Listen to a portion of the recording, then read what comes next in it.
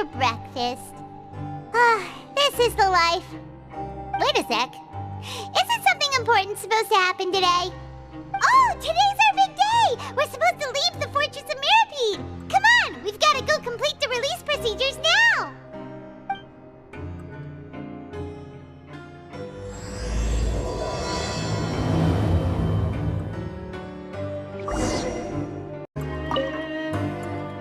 Please, sign here. This document will be effective immediately upon signing, and you two may exit the Fortress of Mirapede via the regular channels. It's been so long since we've been to the surface. Let's hurry up and... Huh? What's happening?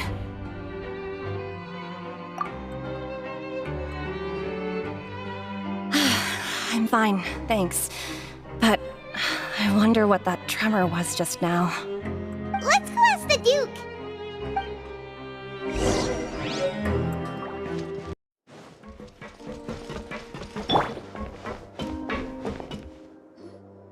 Your Grace?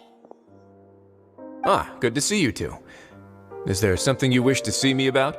Yeah, what was with that earthquake just now? Ah, that. The tremor didn't originate from the seafloor. In fact, it seems it came from the surface.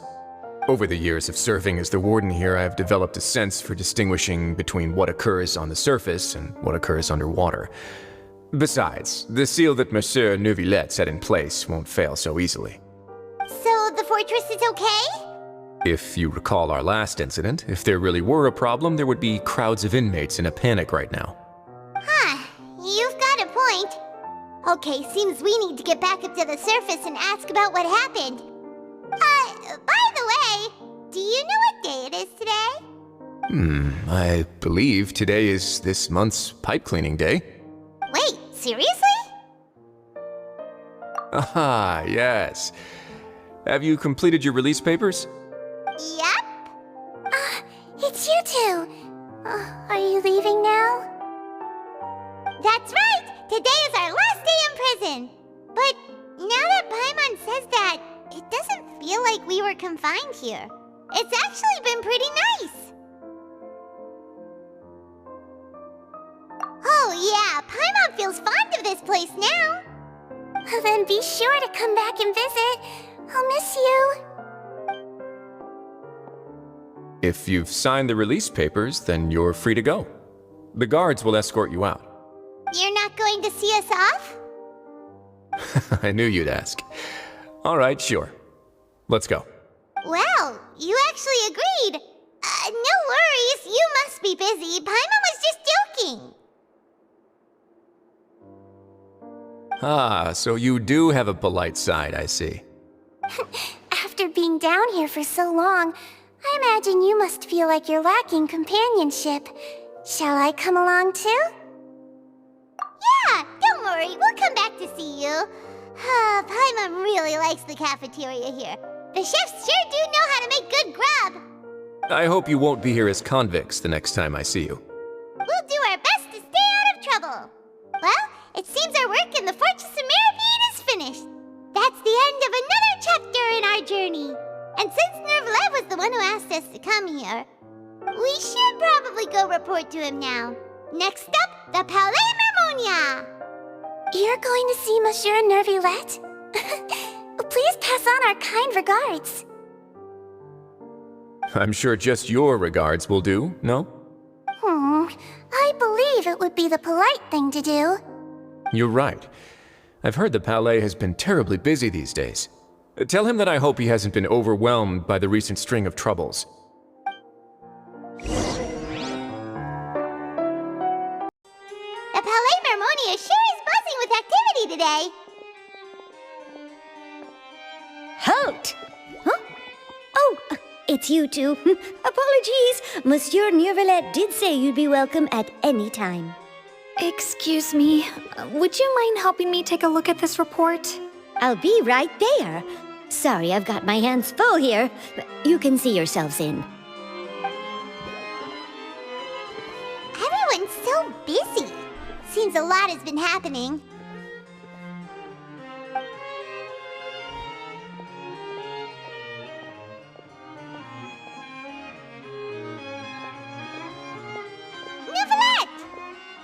Hello. You've come at the right time, but you'll have to wait for just a moment, as there are some urgent matters I must tend to first. In the meantime, please, have a seat. If you'd like to have something to drink, let the Melusine outside know. That's all right. We just ate. Very well, then. Let's take a break over there while we wait for him to finish his work.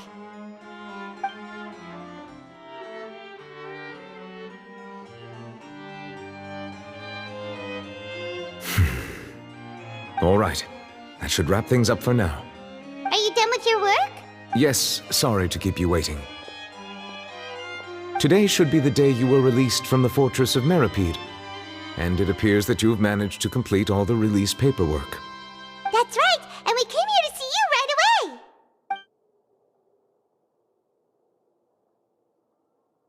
away. A massive whale. Do you have any idea what that might be? Judging from your description, that cannot have occurred in any ordinary waters, but rather something like the primordial sea. A whale of that size and shape cannot usually be found in the waters of Tevat. Therefore, we can only assume that Child is presently immersed in primordial seawater. Immersed in primordial seawater? But how? And is he okay? Most people wouldn't be capable of entering in the first place. I'm not completely sure how he could have gotten there myself. Yes, what is it? Ah, right! Paimon felt it too! We asked the Duke and he said it wasn't from underwater, so we figured you might know something about it. It turns out that I have just received a report about this particular matter. In fact, that's exactly what I was busy with a moment ago. The source of the tremor was here on the surface near Poisson. After the shaking stopped, the water levels in the Poisson area rose at an alarming rate. The water levels rose? Oh no! What about all the people there? Fortunately, the water levels only rose for a short period of time and have already returned to normal now. However, I still have a bad feeling about the whole phenomenon. If the change in water levels is connected with the leaking primordial seawater, then the situation in Poisson may be much worse than it appears. Navia should be in Poisson, right? We need to go check on her! I would also like to go there as soon as possible, but I'm afraid I can't leave just yet. We must immediately formulate disaster prevention plans for the surrounding coastal areas to avoid potential catastrophes. I'll have to ask you two to go to Poisson first. I'll meet you there to check on the situation once I finish things here. There's no time to lose! Let's get going! Please be careful.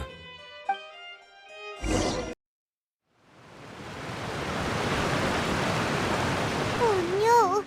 What happened here?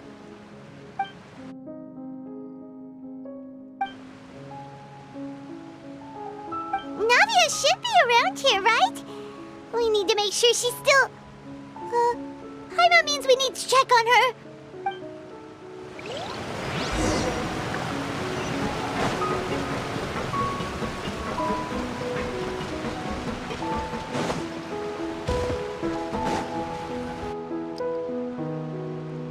We haven't seen a single soul all the way here.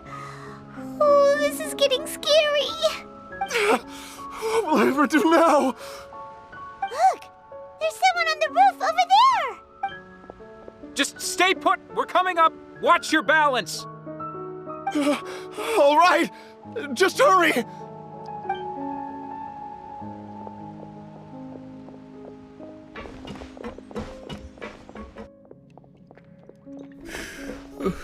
I'm not young anymore. How will I survive on my own? My Desiree! Oh, he looks pretty sad. My leg! My leg! How could this have happened? It hurts! Just hang in there. Help is on the way. You can hold my hand if it makes you feel better.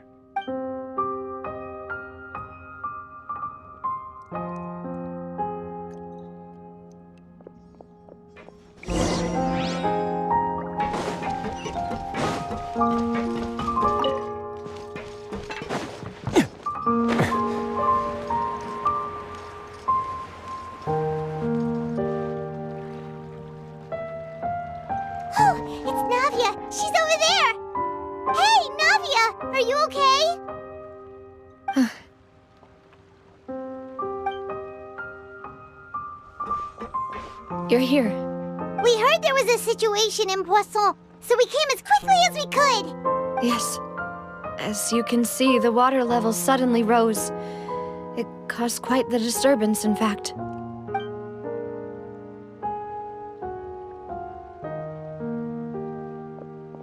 Demoiselle! There was a wounded resident next to a building southeast of here. We've already transported him to safety, but we've run out of medical supplies. He's wounded? How badly? He fell, so it's probably a broken leg. He's pretty shaken up. When the water level rose, he desperately climbed up to the roof. Once the water receded and he saw the ground, he became terrified and eventually... He jumped down then. Find the leader of Squad 1 and tell him to take the wounded resident to see a doctor. He should know where to go. Understood. I'll take over his search and rescue mission in the meantime. All right. You'll be in charge. I'm sorry. Where were we? The situation in Poisson? Right. Allow me to explain. A little earlier, we suddenly heard a loud noise. At first, everyone thought that something might have exploded in the waterways. But before we knew it, water started pouring out from everywhere. The rushing water seemed a little odd, almost like the unique color of primordial seawater. Some people didn't realize the danger and thought it was just ordinary water, leaking from somewhere. Everyone on the street who happened to be close to the water didn't have a chance to escape. As the water levels rose, they suddenly disappeared. Those who realized what was happening started to flee in a panic, desperately trying to get to higher ground. Many were injured in the stampede, and some people fell from significant heights. The Spina di Rosula initiated rescue operations as quickly as possible, but there have been a lot of casualties. Fortunately, the water began to recede after some time, and the chaos came to an end. The water that flooded the area contained primordial seawater, so the lower levels of Poisson are still hazardous. To ensure everyone's safety, I've asked the people there to leave as soon as possible. No one knows if this could happen again. All we can do for now is try our best to help evacuate the residents. We still haven't completed the head count, but we'll have some numbers soon. How awful. And all of this just came out of nowhere. It was quite frightening indeed. I only wish that everything that just happened was a bad dream. Is there any way we can help, Navia? Thank you for being so willing to help in a moment of crisis like this. You don't know how much it means to me. I really can't express how grateful I am. Don't say that, Navia. That's what friends are for. Demoiselle! We've got a situation here! I'll be right there. Sorry, I need to go for now. And off she goes. Seems it might be a while before she can take a break.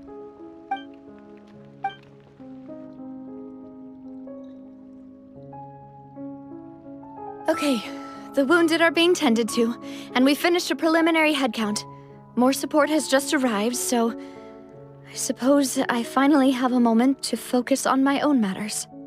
Of course, we should remain ready for anything, and continue doing our best to rescue others. I'll be sure to have everyone at the Spina di Rosula ready to render assistance. Traveler, Paimon, would you two accompany me to my father's grave for a moment? Huh? Right now? Thank you.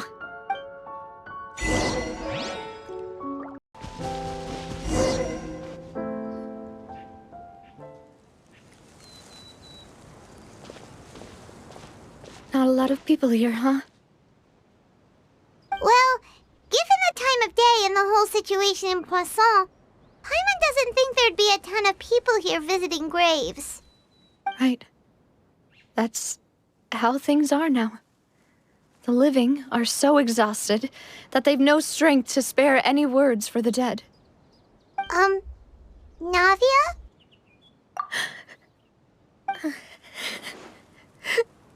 Navia, what's wrong? Sorry. I just... Malus and Silver. They won't ever come back here again. What should I do, Papa? Huh?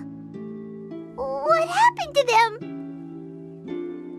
Everyone agreed on the rescue plan, but still, I was the one who initiated it. They were helping evacuate the residents, but they couldn't leave in time. And they were caught in the seawater.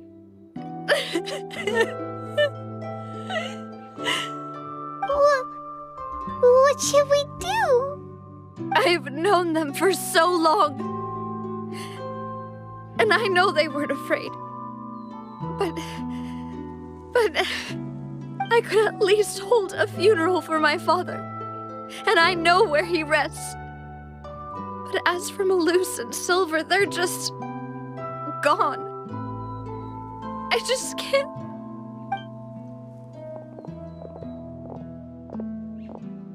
Everything looks so clean after it rains. Even the gravestones. I didn't expect that you'd enjoy a glass of red wine in front of Master Callus's grave. I can understand. Besides, the scenery here isn't half bad. See, it's not just me. I always want to bring something when I visit Papa. Perhaps we might even have a picnic. He wouldn't be angry, would he? How could Master ever be upset with you, Demoiselle? Yet the cemetery is the home of those who have passed, is it not? Everyone ends up here sooner or later, no matter who you are. Buying yourself a plot in advance, are you? No need yet. But when I do, I hope you'll let me be buried beside Master Callus, Demoiselle.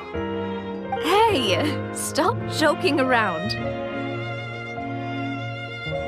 I'm quite serious. That way, it'll save us both the trip to see each other whenever you visit your father's grave. That makes sense. In that case, could I be buried on his other side? After all, besides you, Demoiselle, the two of us could certainly be considered Master's closest companions, no? Personally, I believe we fill those shoes just fine. Why are you bringing this up all of a sudden? Seriously. All right. I'll remember your requests. But I'd really prefer not to talk about this stuff. And what do you mean by saving me a trip? I'd make the journey even if I had to visit you two somewhere else. I'd promised to let them rest in peace here. But here I am breaking that promise. I'm sorry for letting you see me in a mess like this. I don't usually cry, really. Paimon doesn't know how to help you feel better. But, well, she understands how you feel. I had always thought I could make my wishes come true. But now that I think about it, that never solely relied on me. Many things can only be accomplished with someone else's help. Malus and Silver have helped me so much. But by contrast, I could do nothing for them. I'm so sorry. You can spend as much time as you need here, Navia. We'll stay with you. Thank you. Right now, you don't know how much that means. By the way, you can have a look at this.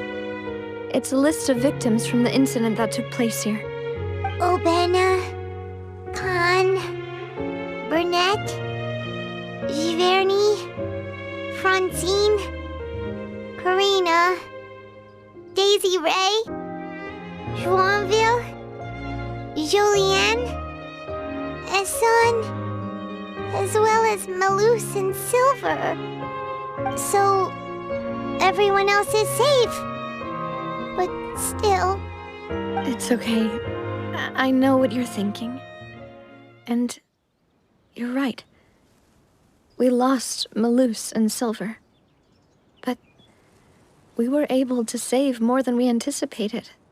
The overall outcome indicates that the cost was worth it. Right. Don't think that way, Navia. One person might be saved at the expense of another, sure, but that isn't something we should ever consider a trade. Malus and Silver were not the price for saving anyone. They're heroes. You're right. Thank you, Paimon.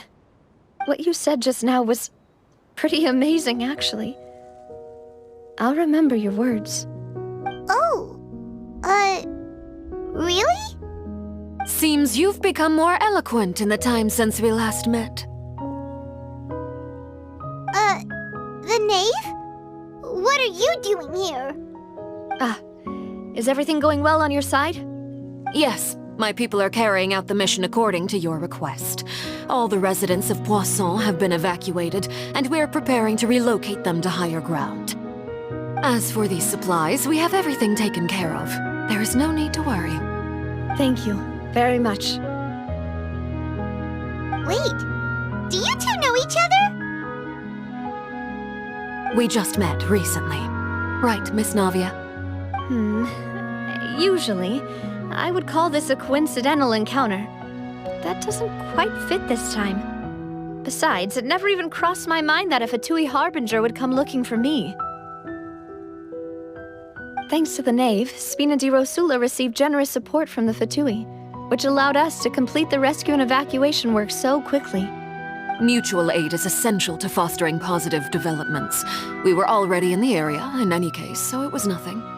That said, I must say that you're a lot sharper than you let on. I'm sure you understand what I mean.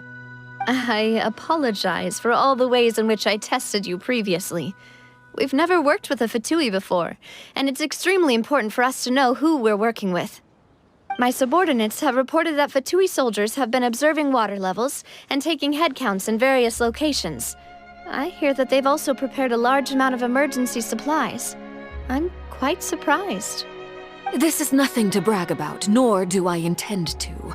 It is simply the way of powerful organizations to act forcefully, whether they are doing good or ill. You've witnessed that firsthand, in any case. As I've told this traveler before, I know of the prophecy, and I intend to prevent the impending disaster. Lending your organization a hand was a natural first step in accomplishing that. As such, do not be troubled by this token of our sincerity. Perhaps one day, you'll also be able to help me in the same way. Without your help, there would have been many more casualties. I won't forget your kindness. Furthermore, I sincerely regret what happened to Malus and Silver. I only wish that my people could have arrived a little earlier to prevent this from happening. Don't say that. You and your subordinates did everything you could. As Paimon said, Malus and Silver didn't choose to sacrifice themselves for any specific person. And they weren't the price paid for others' salvation. They chose to become heroes themselves. I've never liked hearing people put it that way. It's like trying to relieve pain by saying some noble-sounding words. But right now, there's nothing more suitable. They really did become heroes. You're right. I'm sorry for your loss, Miss Navia. Water is life to Fontaine's people, and it also spells disaster. It's no wonder that people always say that prophecies represent fate. Fortunately, I've never been one for such opinions. So, you're one who will try to change fate, then? Of course. That is why I'm going to Hotel Bouffe de Thé. I still have some things to take care of, and the children need my attention. By the way, traveler, Paimon, one more thing. Alright, then we'll just... Huh? This isn't right. Paimon thought you would ask us to walk with you for a moment so you could tell us something in private. That is a clever and useful conversation technique, which I do like to use when necessary. But there's no need today. It would not hurt to have Miss Navia listening in.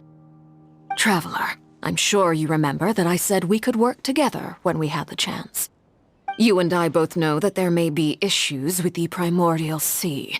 Previously, it was the Fortress of Meripede's sluice gate, and this time it was the water levels in Poisson. These are both signals. Indeed. Allow me to share the latest intel I've received from the House of the Hearth's intelligence network with you. During some recent investigations, a child claimed to have discovered some ruins near Poisson. The ruins date back to ancient times and seem to be worth investigating in many ways. Judging by the dating of the ruins, they may be related to the prophecy and the coming crisis. The situation is becoming more urgent, so any pertinent information will prove extremely precious. My people initially came to prepare for ruin exploration. Unexpectedly, this disaster struck, and at present, we're all busy prioritizing the rescue effort. So that's why the Fatui were already in Poisson. I wanted to take the children along, but unfortunately, Linny, Lynette, and Fremine have all been dispatched to higher ground to assist affected residents. Linny told me that outside of the house, the person they trust most is you. Which is why I want to give you this task. The House of the Hearth's members see each other as family, but Linny, Lynette, and Fremine said that they also see you as such, even though you are not from the house. I'm sure you already understand how earnest they consider their friendship with you to be. Oh, that somehow makes Paimon feel kinda happy. The intel I just shared about the ruins could fetch a high price. But since the children consider you family, it's only natural that I freely share it with you. Got it! So all we gotta do is go to some ruins, right? We can handle that. Excuse me, but may I tag along?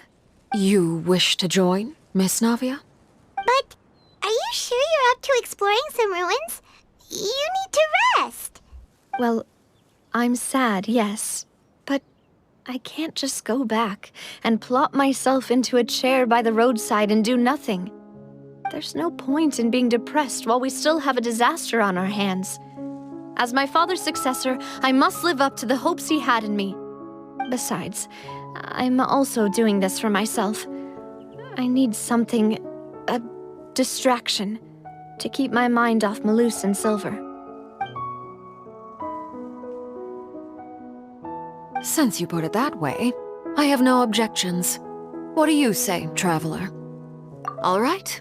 The ruins are to the south of Poisson. Here's the map. Okay, the three of us will handle it. Come on, let's pack up and get going.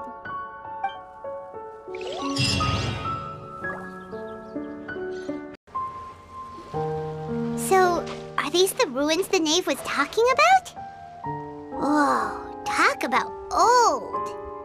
They seem to be pretty ancient, all right. Let's go in and have a look. Just be careful.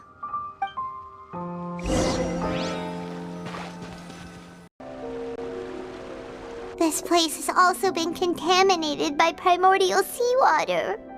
Yeah. And a lot of it, too. A Fontanian would most likely dissolve the moment they fell in. Right! You can't go down if there's primordial seawater. It's too dangerous, and it won't be any help for you to just stay here. Don't get Paimon wrong. We're not saying you're useless. It's just that... No, you're right. I can't do anything in this situation. I'll leave this to you.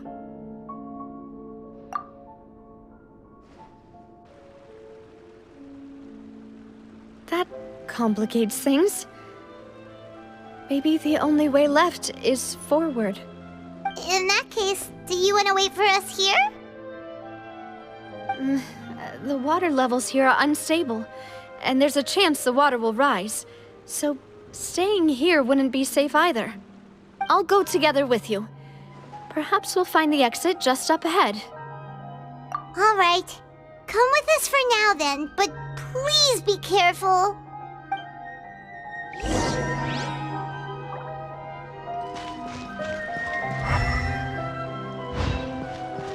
Oh no, it's a dead end! Let's try climbing over from the side.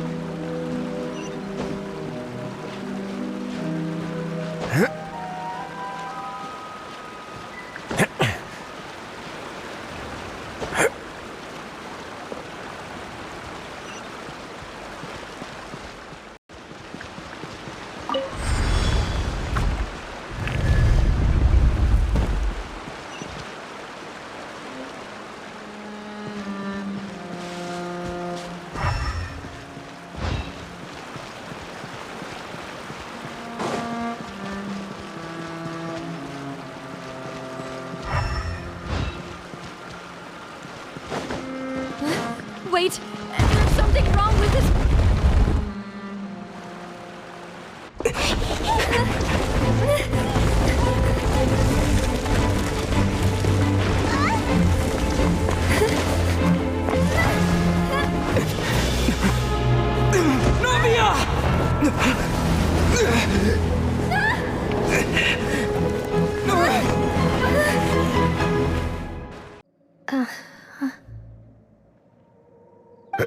Demoiselle? Huh? Demoiselle, what are you doing here by yourself? Would you be standing here till dark if I hadn't come to get you? Maybe she just wants some time to herself, Malus. Oh, was I sleeping? Yes, it would appear so. I must be tired. That's quite possible. However, you were the one that suggested we go out for a walk. Oh, right. I nearly forgot. It must have slipped my mind when I dozed off. I haven't had a nap today yet. Have I? This is a familiar feeling, yet something's a little strange. Is something the matter, Demoiselle? Oh, no. No, I'm fine. I was just trying to recall why we came out for a walk. Do you remember Mr. Giverny? He'd requested our help before with foreign merchants who had a debt dispute with him, and we'd resolved the matter not long ago. We were headed to see how things were going with him at the moment. Ah, right. Yes. I remember now. Oh, Miss Navia. Ah, Mr. Malus, and Mr. Silver, too. It's good to see all of you. How have you been? I've been great. Thanks to your help, those bothersome merchants finally realized that I wasn't the one they were looking for. Why, I wasn't even the guarantor for that person. They were knocking at my door day and night. Even my neighbor, Obina, was getting fed up with them. Sometimes force is required to calm someone down and get them to listen to what you have to say. That's right. Oh, by the way, Burnett, what was it that you wanted to give to Miss Navia again? Oh, yes. One moment, I have it right here. Miss Navia, these are some flower seeds that I prepared. Please take them. They're a very good variety, and they'll become very big and beautiful once they bloom. I don't know what we would have done without your help, so this is a little token of our appreciation. I hope you won't refuse. Ah, did you cultivate them yourself? Thank you so much. I'll certainly take them. Malus, we do still have some empty flower pots at home, right? Why, we can have as many pots as you'd like, Demoiselle. Perfect. In that case, we'll swap out some of the decorative plants for some of Mrs. Burnett's flowers. Very well. Wait. Something seems to be off here. Excuse me, madam. If I'm not mistaken, your name is Burnett, correct? That's right. Is something wrong? No, it's nothing. This is the first time we've ever met, but your name seemed familiar to me. I must have heard it when I was discussing things with your husband previously. I've heard this name before. Sometime recently, I'm sure of it. And why are there so few people around here? Where did everyone go? We must mind the time, demoiselle. We still have important things to attend to today. Huh? We do? Like what? Well, now, did you forget? Miss Navia, here you are! I've been looking for you. Please, come to the Opera House. Your trial is about to begin. My trial? Wait, why would I need to go to the Opera House? Yes, she's right, demoiselle. It's just about time now, so we should get going. Oh? All right then. Look, it's Navia! She's here! And her two attendants are with her! Goodness, everyone's finally here. There sure are a lot of people here to see the trial. And they all seem to be oddly excited about something. Karina, Desiree, Joyville, Jolien, Essen. Why are so many people here? And why do I have no recollection of this case? And as for the judge... huh? Where's Monsieur Neuvillette? Please sit in the defendant's seat. Don't worry, Silver and I shall accompany you. All right. But are you sure you can stand behind me? Typically, it wouldn't be allowed, but today is an exception. Hey, what kind of place do they think this is? Come on, do they have any idea what they're doing? Seriously. Enough with the whispering! Could someone please tell me where Monsieur Neuvillette is? And why I'm standing trial? My dear Miss Navia, have you not yet realized what you've done? In that case, allow me to explain. As all here know, you are Master Callus's successor, the head of the Spina di Rosula, someone held in high regard by every soul in Poisson. After you took over the Spina, you treated all of us just like the late Master Callus had. If anyone in need reached out to you for help, you responded. Not only you, but your butler, your subordinates, nearly everyone in the Spina di Rosula fought for the well-being of those in Poisson. Wait a moment. Aren't you just proving that I'm a good person? Yes, correct. Absolutely right. And that is why you stand accused. You have helped so many people get through so many difficulties. You are one with us. We are inseparable. We are one big family, all of us who are from Poisson, inextricably linked. And with you being so important, we couldn't possibly do without you. Therefore, this fair and honorable court shall declare you guilty, and you shall stay here. You will be together with us forever. Huh? What are you saying? Everything you have said is correct. I have indeed done a lot for my hometown, and I would be willing to be with you all, but what is the purpose of having me stand here like this? What is there to discuss? Ah, well, if that's what you think, then I have no further comments. How wonderful, Miss Navia! I know all these people. Why are they laughing? I seem to remember now. Yes, I get it. This trial is... Wait just a moment. This isn't right! Malus? What was that, Mr. Malus? Our conclusion is very clear and unanimous. Let the court judge her now. She's guilty! Stay here, Navia! You're one of us! Demoiselle, don't admit guilt. This trial means to keep you here forever. I wish to exercise my right to defend Our Lady. Mr. Joinville, you only know of Navia's goodness, but nothing of her utterly independent mind. She was born a free and independent spirit. She has never been tied down by anything. Indeed, even the death of Master Callus couldn't stop her. Her actions cannot serve as proof that she identifies herself as part of any group. She merely acted as an individual, extending her hand to help others. Please do not mistake her actions as being otherwise. Really? As an individual, you say?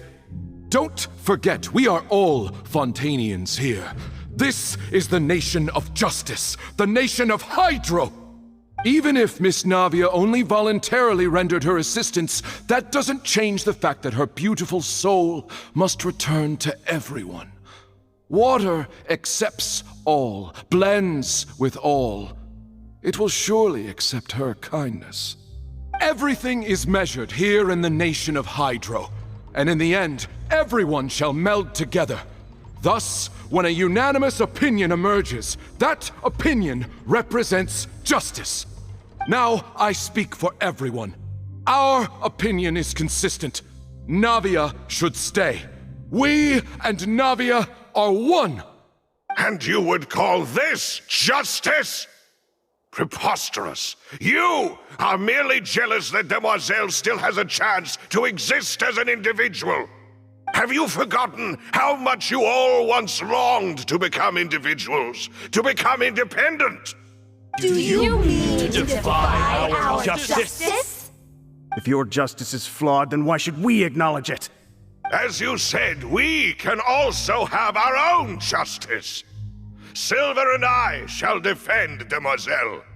And that is how we will enforce justice. Ugh, my head... it hurts. Demoiselle. Silver, it hurts. My head is spinning. All I can see is stars swirling in front of me. I remember now. Everything that seemed odd from the very beginning. Karina, Desiree, Joyville, Jolien, Essen, and Mr. Giverny and Mrs. Burnett, who we met earlier. Even Malus and Silver. I don't want to admit it, but they're all dead. Don't be afraid, and don't admit guilt. We will protect you to the very end.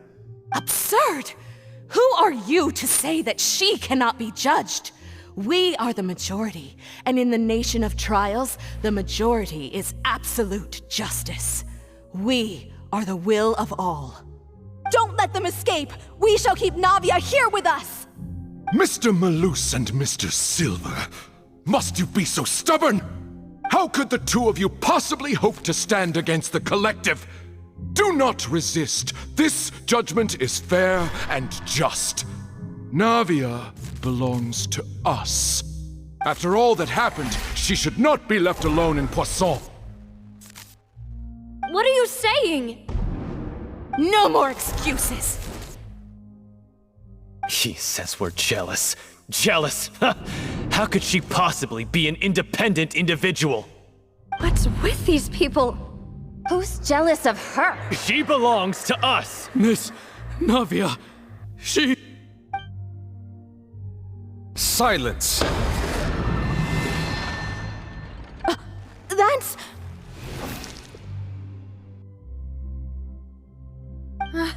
Monsieur Neuvillette! Such commotion is prohibited in the court. The accusations you just presented are nonsense and cannot constitute a proper trial. The court will adjourn for the rest of the day. In this, I shall hear no objections from any unauthorized party. Our thanks, Monsieur Neuvillette. Please leave with me, Miss Navia, while there is still time. But... Go on now, Demoiselle. This is your only chance to leave this place. What, can't bear to leave us behind or something? Malus. My apologies. I couldn't resist making one little joke once I realized that this shall be our last goodbye. Malus... Silver... Quickly, you must come now! Goodbye, Demoiselle. Farewell.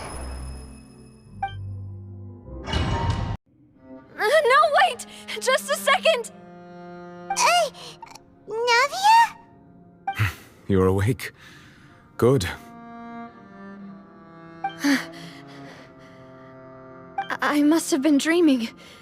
Malus and Silver were still alive, and they were defending me at some insane trial.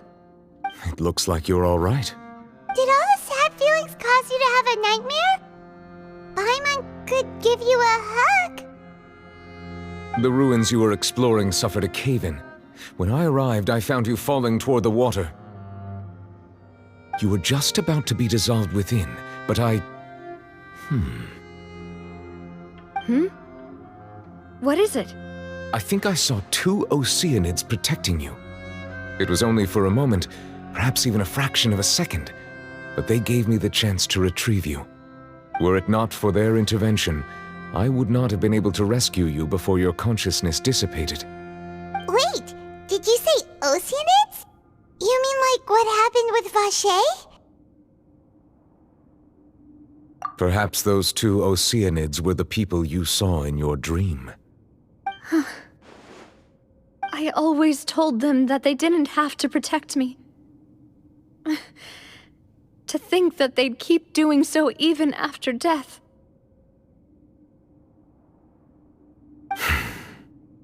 Please come with me.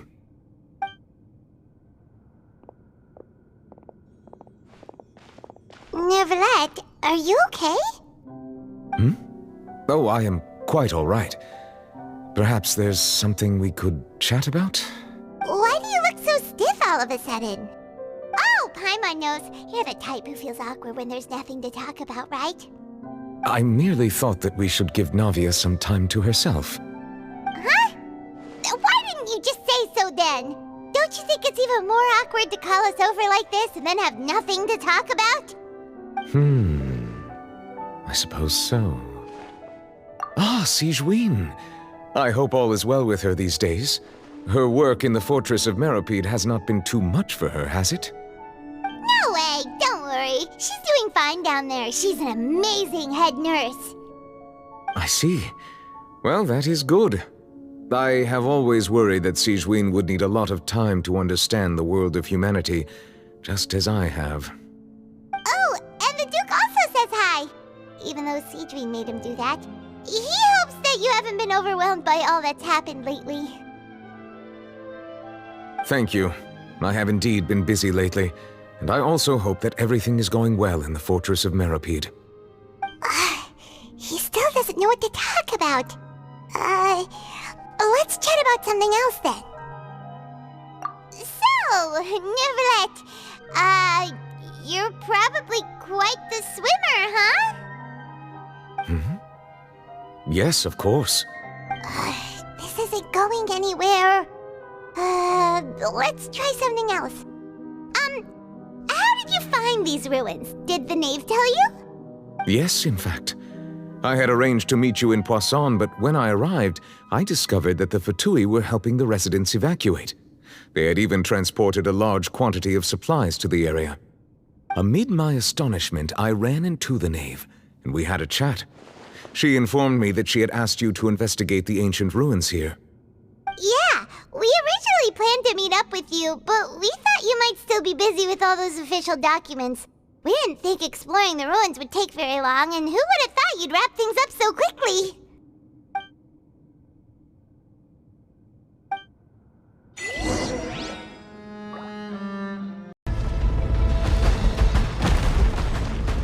Watch out! There are rock falling over here! Solidify! Face your gift! Wind strike!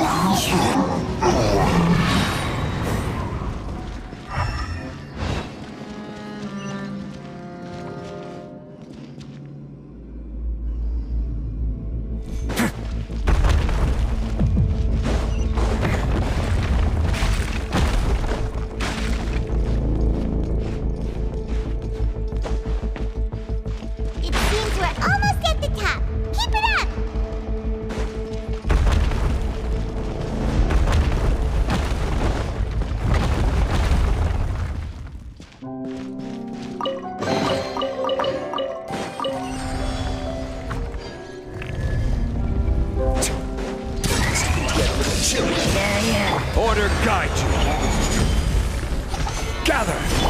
golden leaves. Adorn my...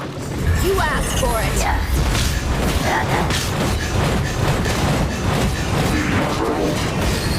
Buckle up!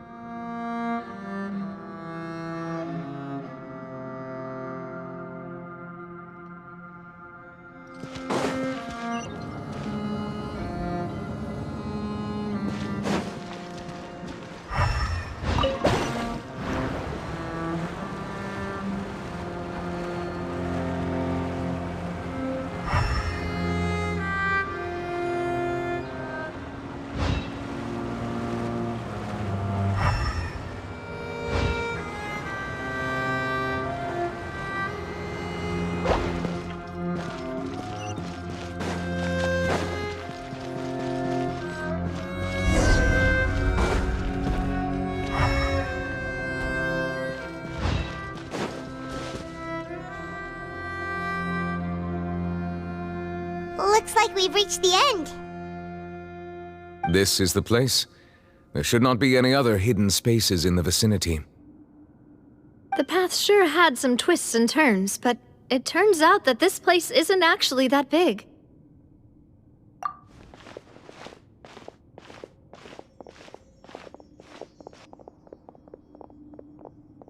Stone slates. It seems like they were put here as an offering. Could we take them down and have a look? Perhaps we should just leave them be for now. There are 4 locations in total, but only 3 stone slates. The slate that should be in the first empty spot is missing. The surrounding walls also show signs of damage. There's something written below. Let Paimon see. Reason dictates that this nation be destroyed. I shall record the history of its future here in its past. Say what? It feels like someone left these slates and these words here for a purpose. But does he mean that Fontaine should be destroyed? That would fit the circumstances dictated by the prophecy, yes. Indeed, the slate's contents correspond to it. Take the second slate, for example. There's a person kneeling here. She seems so dedicated. And there's a whole bunch of other people behind her doing the same. She's facing this... what is this? Some kind of island in the sky? And is that Lady Farina in the third image? Did the Hydro Archon fall into the water? And is that a ring of people around her? Paimon doesn't quite get it. Are they all in the water? The fourth image. I know this one. This exactly matches the content of the prophecy.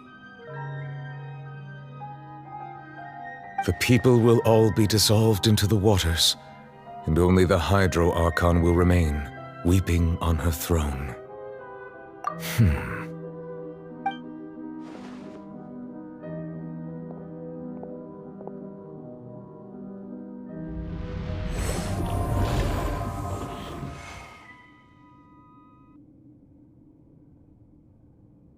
More information should be hidden in these slates, but I fear I cannot easily uncover it, most likely due to us missing the first slate. I am very sorry. Don't blame yourself, Monsieur Neuvillette. Deciphering ancient stone slates isn't one of your duties. Ooh, Paimon's getting the chills just looking at these slates. This says that it's the history of the future, right? That means the prophecy's sure to come true. I really hope it doesn't mean that. Still, Paimon feels like these images are kind of weird when you look at them together.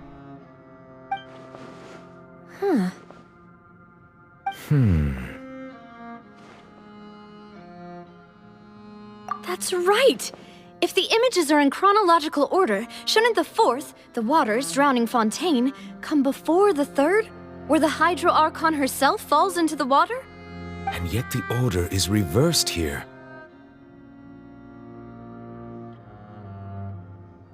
If we go by timing, Lady Farina only emerges in the third image. That means that the person in the second image might be the previous Hydro Archon. Egeria, then. I had never met her, but her appearance here does match the records.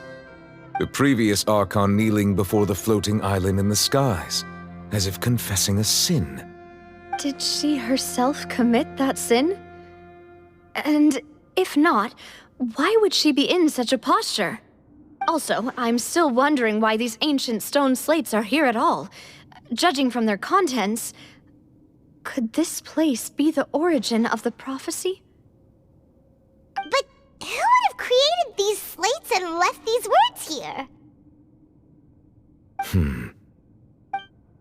It seems that any further clues will have to come from Farina.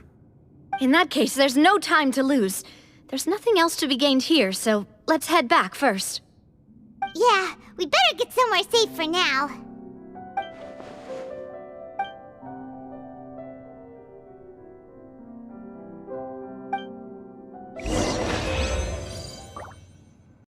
Let's split up here. I'm going to check on what's happening with the Spina. You know how it is. There's some things you just need to be there for yourself. You still have energy for that, Navia? Paimon's already beat! Just head back to the Fluvsandra and have a rest then. Thanks for keeping me company all this time. I'll depart as well. Thanks for your hard work today. Rest well, everyone. Traveler, I will go talk to Farina tomorrow morning to ask about the stone slates. I'm sure that you're concerned about this matter as well. If you have time, drop by my office. I will share the results of our discussion with you. Are you really gonna talk to her about this directly? Will that be a problem? Paimon's getting a little scared now that it's come to this. She has long been harboring secrets and will not give them up easily, which makes it all the more my duty to ensure that she understands the present situation. Alright, we'll leave it in your hands then. You're probably the best person to talk to her anyway. I will be carefully considering my words tonight. Traveler, Paimon, our safe house at the Fluvsandra is always open to you as ever, so please don't think you're an imposition. All right, I'll be on my way then.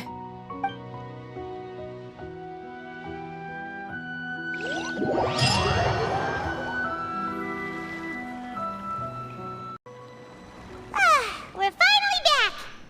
Welcome back. We've got a special menu prepared for you two tonight.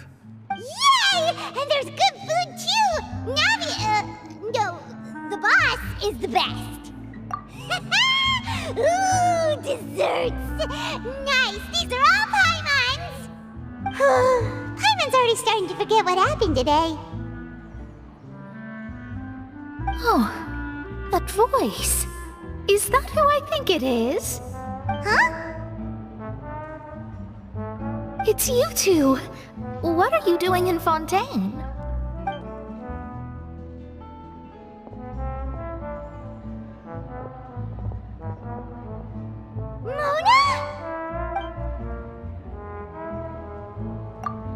Seriously, nobody just uses a scry glass whenever they've got time to just see who they'll meet on the road. Still, we didn't expect to see you here. Wait, you're not a Fontanian, are you, Mona? Well, I have some business to attend to here, so I booked a hotel in the city. I was just out for a stroll when I bumped into you. Quite unexpectedly, if I might add. Why did you think I was from Fontaine, though?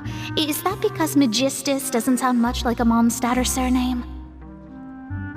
Yeah, let's go with that. Well, I used to have my own surname, which was, well, some other thing.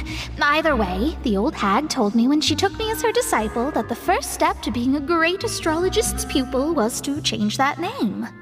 There was nothing for it, really. She really is amazing at astrology, so I changed my name to what it is now according to her wishes. To my surprise, however, Magistus is not the name of some ancient house or clan. It isn't? Nope. Although it is used by us in place of surnames, it generally just means great. Wow! Imagine including a boast in your name. Wait, Hey, are you gonna have to put that into your genealogy as well? I reckon so. In any case, I'd give my disciple a name like this as well, if I were to take one. Astromancer Barbeloth Trismegistus. Whoa, that's a long one. Does it also mean great or something? My name means Mona the Great Astrologist. As for the old hag, hers is, in plain speech, the thrice-as-great Scholar of the Stars. Just take it as a title specific to astrologists. Thrice as great? That's so petty. I know, right? That's just how she is. She used to call herself Megistus, actually, but when she took me in, she changed her name to Trismegistus. Talk about excessive. Megistus is thus the calling card of our school, so to speak, which makes it about the same as a surname. It's all right if you don't get it. You can look into it further should you need to study astrology more deeply. That sounds terrible! But anyway, you're not Fontanian, are you, Mona? You're from Mondstadt, right? Well, I was born in Mondstadt, yes. My parents migrated to Dornman Port, and I traveled with the old hag for a while, after which I settled down in Mondstadt City. Whew, that's a good thing then. At least we know you won't be dissolved by Fontaine's waters. Speaking of that, I'm sure you're aware that a bunch of things have happened here in Fontaine, right? I know you're not a local, but I'd avoid getting too close to any water that looks strange all the same. There's something ominous about it. Well, the water, I mean. That was the main reason, yes. Just a while back, the Steambird invited me to take part in a panel and speak about the circulation of the prophecy as an astrologist. The invitation was sent quite early on. I don't think anyone expected Fontaine to be in this much trouble. What do you make of that prophecy, Mona? Just tell us what you think as an astrologist. Your word would go a long way to make things more certain and less scary. What I can tell you is that I'm an astrologist, and that this prophecy concerns the fate of Fontaine, even that of all Tevat. Ascertaining this is akin to reading the fortune of the whole world. I'm afraid that this is not something that just anyone can do. If I could do it, you would no longer call me an astrologist, but a visionary. But on the flip side, the prophecy is so huge and powerful that it must surely come from a powerful visionary. Its contents involve the fate of the world.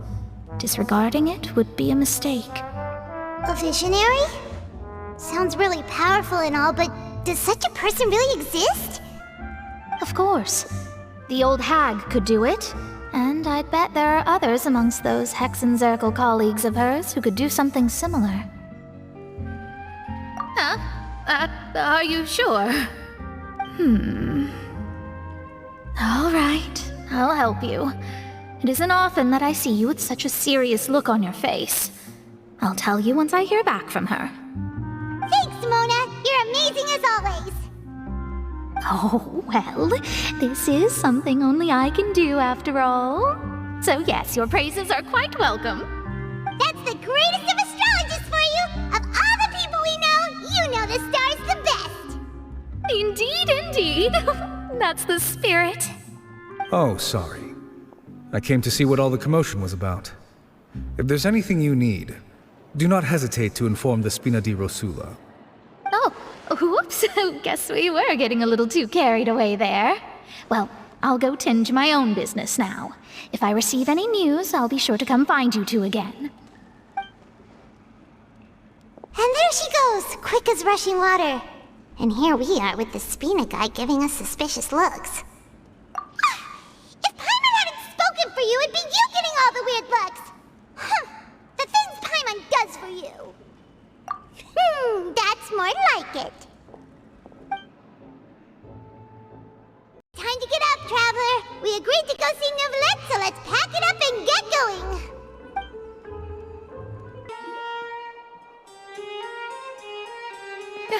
You're here! Finally! Is something wrong? Monsieur Neuvillette and Lady Farina, they seem to have gotten into a dispute. Please go see for yourself.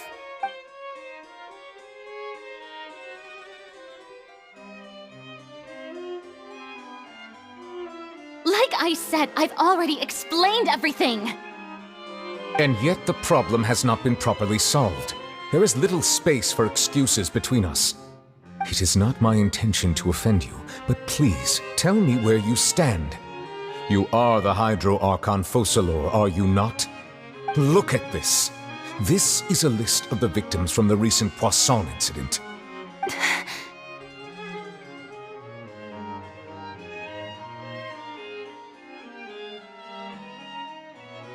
You mean they're all... We did not arrive in time to avert this disaster, and I will not have it happen again. I will say this once more. You must tell me everything you know. Yesterday, I found 3 stone slates in some ancient ruins near Poisson. Do you know anything about those? Seriously? You're questioning me like this is a court case now. I don't know anything about that. But you found them in some ancient ruins, you say? That's correct, which is why I came to ask you some questions. There should have been 4 slates, but one of them was missing. The other 3 featured different images that seemed to correlate to the prophecy. The prophecy? The second of these slates depicts the previous Hydro Archon Egeria kneeling before a floating island in the sky, as if confessing something. Do you know nothing of this either? I don't. I've never seen such slates. I'll ask you again. Do you really have no information regarding the previous Archon? My deciphering of the slates indicates that the Hydro Archon Egeria once had to confess to, or apologize for, a certain sin. If anyone would know about it, it should be you. All gods don't have the same secrets, you know. She was herself and I'm me. Is it really so strange that I know nothing? I understand your concerns, but I'm sorry. I just don't have anything to tell you. Forgive me for saying this now, Lady Farina, but I have long known of your various secret investigations into certain matters. There are several indications that you have been investigating the prophecy on the sly. This is not strange in itself, considering that you are the Hydro Archon. But it is strange that you should also claim to not know any of Egeria's secrets, as well as do nothing following your inquiries. You have never been as superficial as you have presented yourself to be, nor are you a fool. And yet, your behavior is very inconsistent.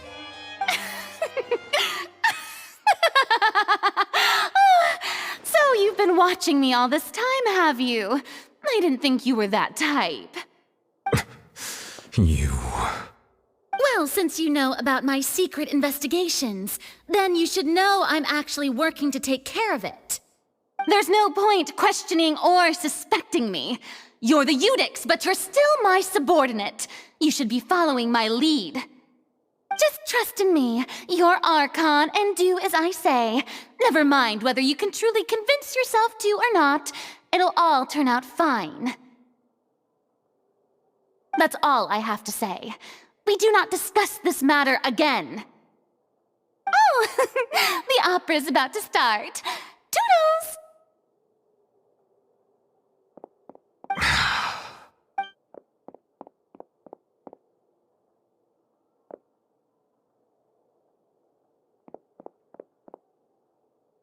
Did Farina not notice us standing by the door? Wonder what's up with her. She was smiling. Huh. She didn't seem in the mood to care if we were listening in or not. I assume you've been outside for a while now? Oh, you noticed. Seems Farina didn't even realize we were here. She was in a great panic, though I cannot discern the reason. Our discussion reached impasses time and again, a state of affairs that we cannot allow to continue. Still, I do not understand. Dialogue is the basis for understanding, so why did she keep refusing to engage? Everyone in her inner circle has noticed that she is hiding some secret. The issue is her attitude. I fear that she will not reveal anything unless absolutely forced to. We may have to create a situation in which she will have no choice but to speak. Oh? Like what? Normally, people will only reveal the truth when standing trial. Perhaps we must have the Hydro Archon experience just such a scenario. But Farina's seen so many trials, and she's really good at dodging questions. How do we make sure that she won't just slip away at the first chance she gets? We will need to consider this thoroughly, join forces with various parties, and then do what we can. If at all possible, I would prefer to recuse myself from this affair, but we must prevent the prophecy from coming to pass. This may be cruel to her, but all Fontaine is in crisis.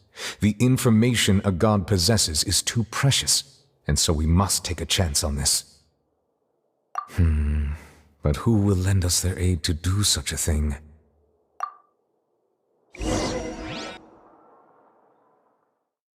Well, that's everyone, huh?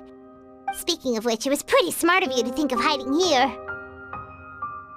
Poisson was just involved in a disaster, so it's presently devoid of people. That naturally makes it the best choice. And here you are drinking tea like it's the most natural thing in the world, huh? That's what families should do. Sit and enjoy a leisurely time together. It's nice to enjoy tea here, you know? Care for a cup? Lend me your ears, everyone. Or perhaps one of you might like to start us off. How about you, friend? Me? No, I don't think I can. Then, how about you, good sir? I fear that I will cause the mood on this boat to become as somber as it is in court. Well then, I guess we're lucky we've got a local like me to organize things. Wonderful, the spotlight at last. I guess I'll be facilitating things from here. That was a little long-winded, don't you think? Oh, you might be right. Anyway, to cut to the chase, our friend here, the Traveler, has brought us together to discuss something. As for what that is, well, let's start by saying that we'll be pooling our efforts together to create a series of traps. Oh, how intriguing. Well, it's just an expression, really. One that I just learned from Chlorand, and used on the spot. So, let's invite her to explain in detail. A round of applause, please.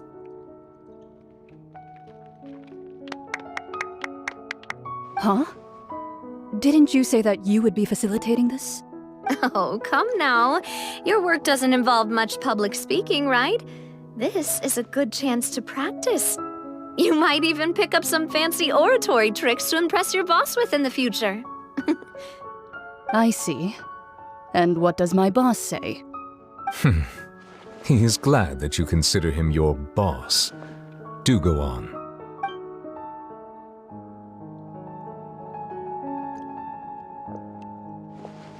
In that case, do any of you have experience hunting? Not that I recall. Fremine and I once used a wooden stick in a basket to catch wild rabbits when we were younger.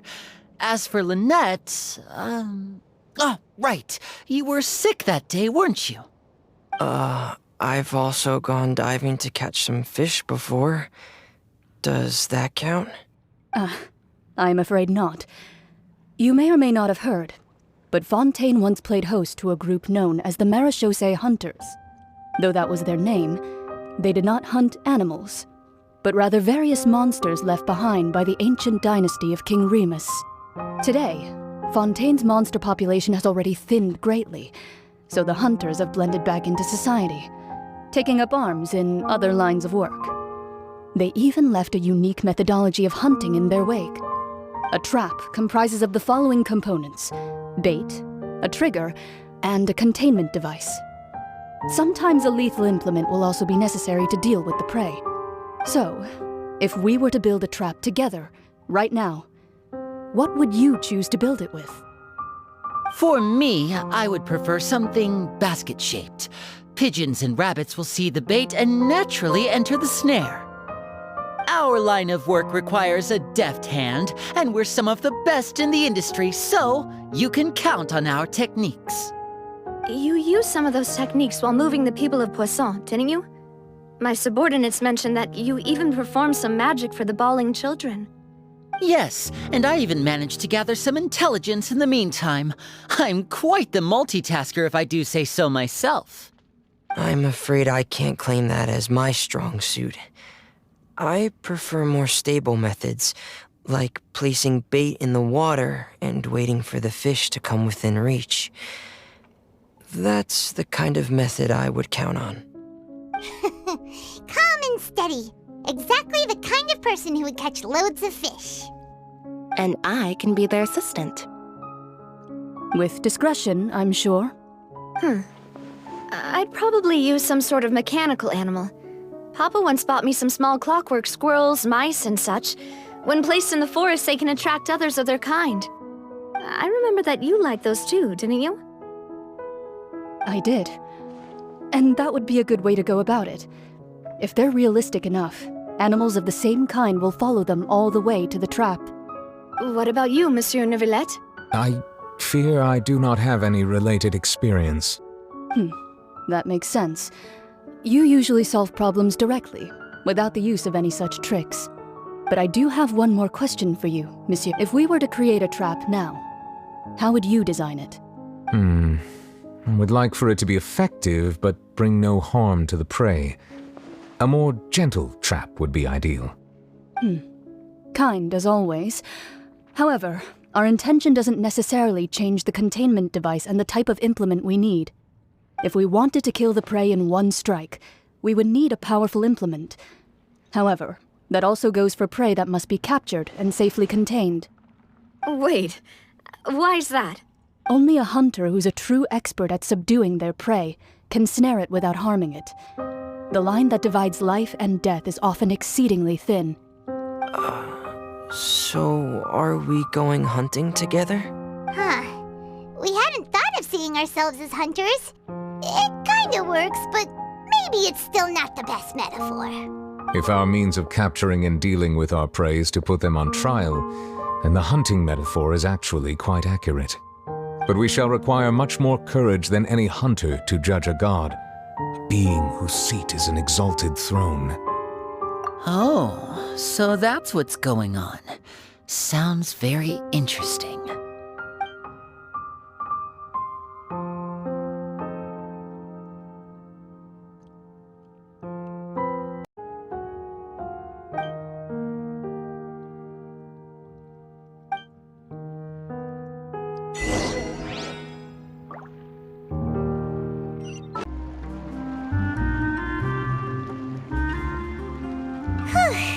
It's been a tough few days, hasn't it?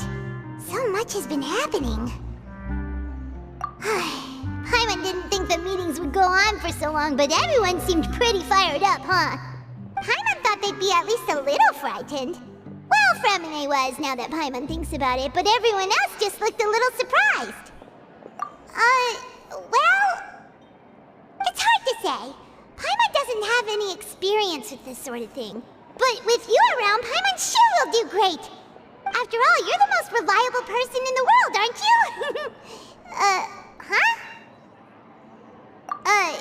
Did you just pour some tea? Paimon didn't notice you doing that at all. Then what's that? Paimon's never seen that cup before. Don't be frightened. I'm just joining you two for tea. I merely refrained from saying anything till now. Who's that voice? But there's no one here. Aw, have you forgotten me already? Wait, you are familiar. You're the voice we heard from the sky in Sumeru. The voice from the sky, I fear that description is wrong. Though, not completely wrong. You're feeling lost now, just as you were feeling previously.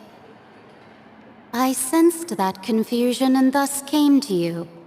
Guiding people is an irresistible hobby of mine, after all. Consider me a passerby, just accepting a commission from my friend's disciple on a whim.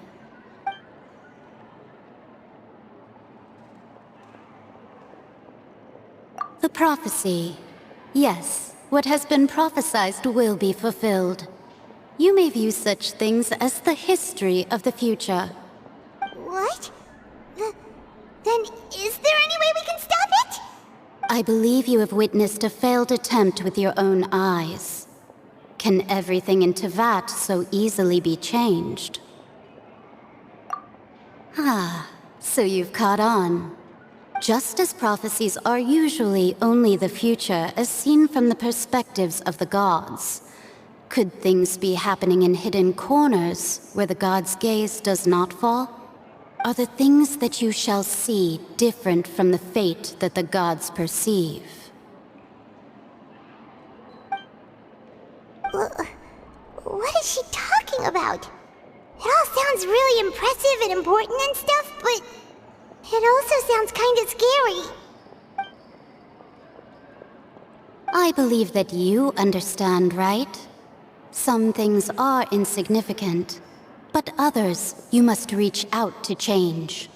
Ultimately, fate shall serve as your only guide, no matter what will happen in Teyvat's future. This was good tea, by the way. Thank you for your hospitality. Well? The voice. It's gone.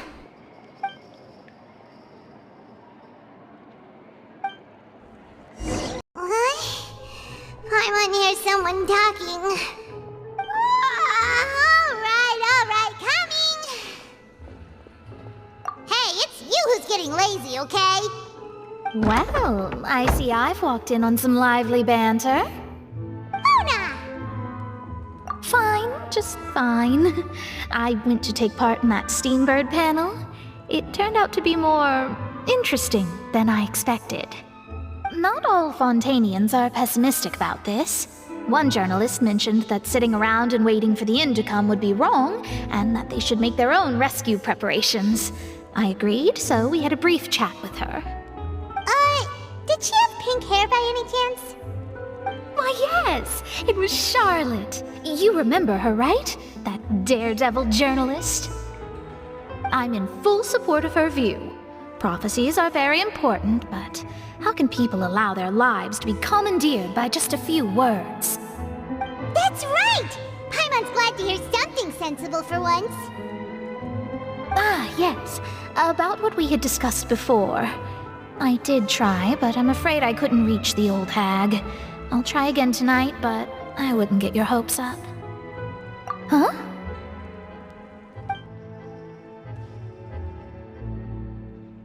Goodness gracious. Are you serious? She said that even the god's gaze has blind spots. Pretty bold if you ask Paimon. Most people would believe the gods to be all-knowing, right? The Hexen Circle members are certainly anything but ordinary. As for the mage named N, the old hag has mentioned her a few times. She said that N's sense of direction is incredible, and that she loves guiding those who are lost. But I've never met her, and if she were still alive, she'd be... well, suffice it to say that the hag's at least a few hundred now, and N's been around for longer than that. Whoa. The Hexen Circle sounds like a scary group. But they must really stay in shape to live so long. Their abilities alone are pretty terrifying. If she came to see you personally, then the problem you're facing must truly be of great importance. Well, it's not like Paimon could understand anything she said. Yes, she was quite cryptic, but I suspect she means that there is still a way to turn things around. She didn't say when or what that would be, though, so... Perhaps it is something that you cannot know right now.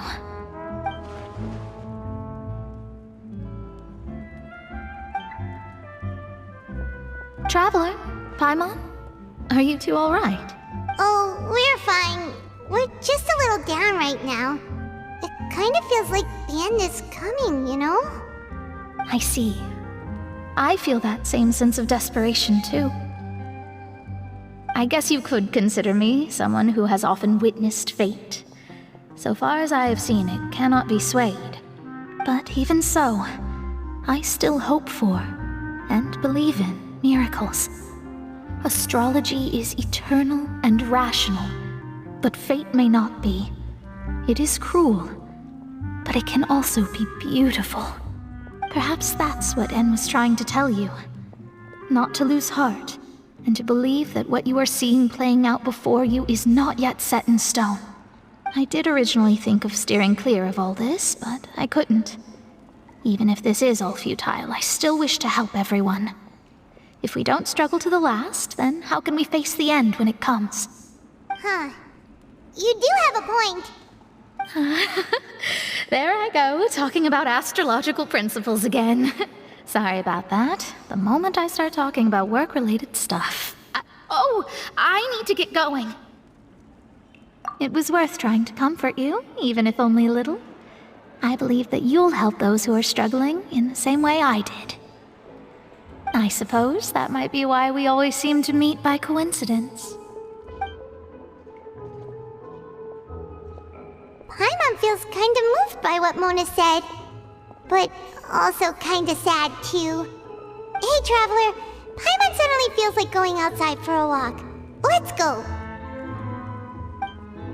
Let's walk around the city, shall we? There's a few spots we always like to walk by.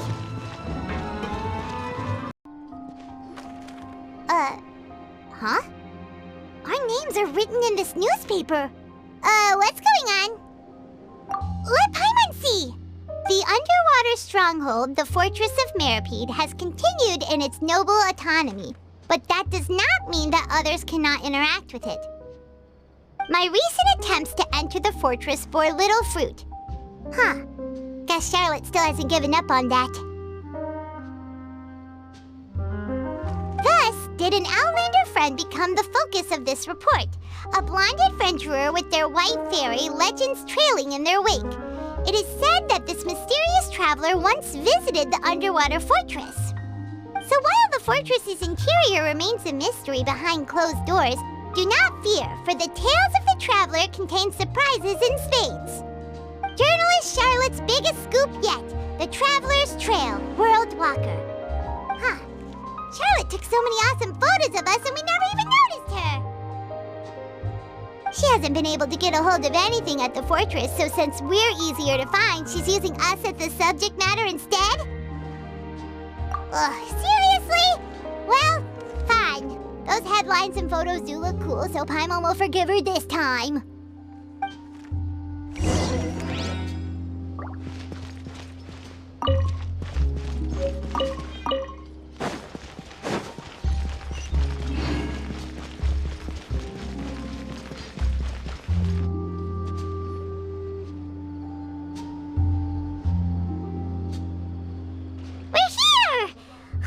Paimon's hungry. Should we go in and get something to eat?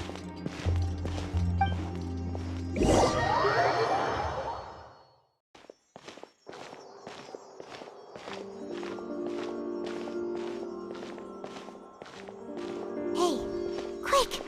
Look! That's the limited edition only 16 slices a day cake! It was so delicious the last time we tried it!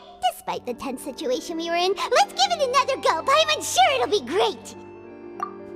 One slice of cake, please. Someone showed up after all. Oh, wait, you're the one from the Palais Mermonia. Oh, are you here to buy cake too? It seems Monsieur Nervalet was right. You really can eat. Wait, did he really say something like that? That's right. Even he has his own preferences when it comes to food. As for me, I love the cake and coffee here. Do you come here often? Usually every day. Every day? It's part of my daily schedule, apart from work. I shall have my cake and coffee. Then what if someone told you one day that this place would be closing soon, and you wouldn't get to eat cake here anymore? What would you think? But why would it close? Well, Paimon doesn't know either, but maybe the waters will rise tomorrow. You know, like in the prophecy. Oh, the prophecy. To be honest, I haven't paid much attention to that. No, still, even if there'd be no more cake tomorrow, that wouldn't keep me from having some today. No, it's the same for eating in general. You might not be able to eat tomorrow, but if you can do so today, then you should carry on. That's what people call living, you know. Huh. Don't be sad. Excuse me, could I have 2 more slices of cake to go? These 2 slices are for you. Sijuin said that this kind of expression you're making is what humans call being sad. Oh, you know Sijuin? I sure do. She was born before me, and she sometimes comes to the surface to teach us things about humans.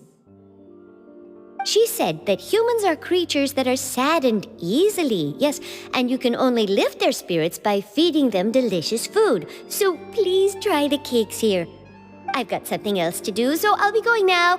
You two try to stay in a good mood after eating, all right? Bye.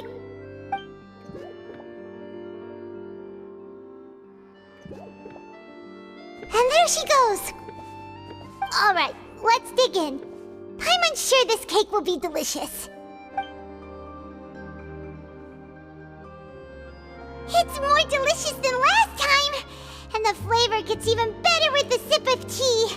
It sure would be nice if we could come again tomorrow. Sure would be nice if we could always eat delicious food here.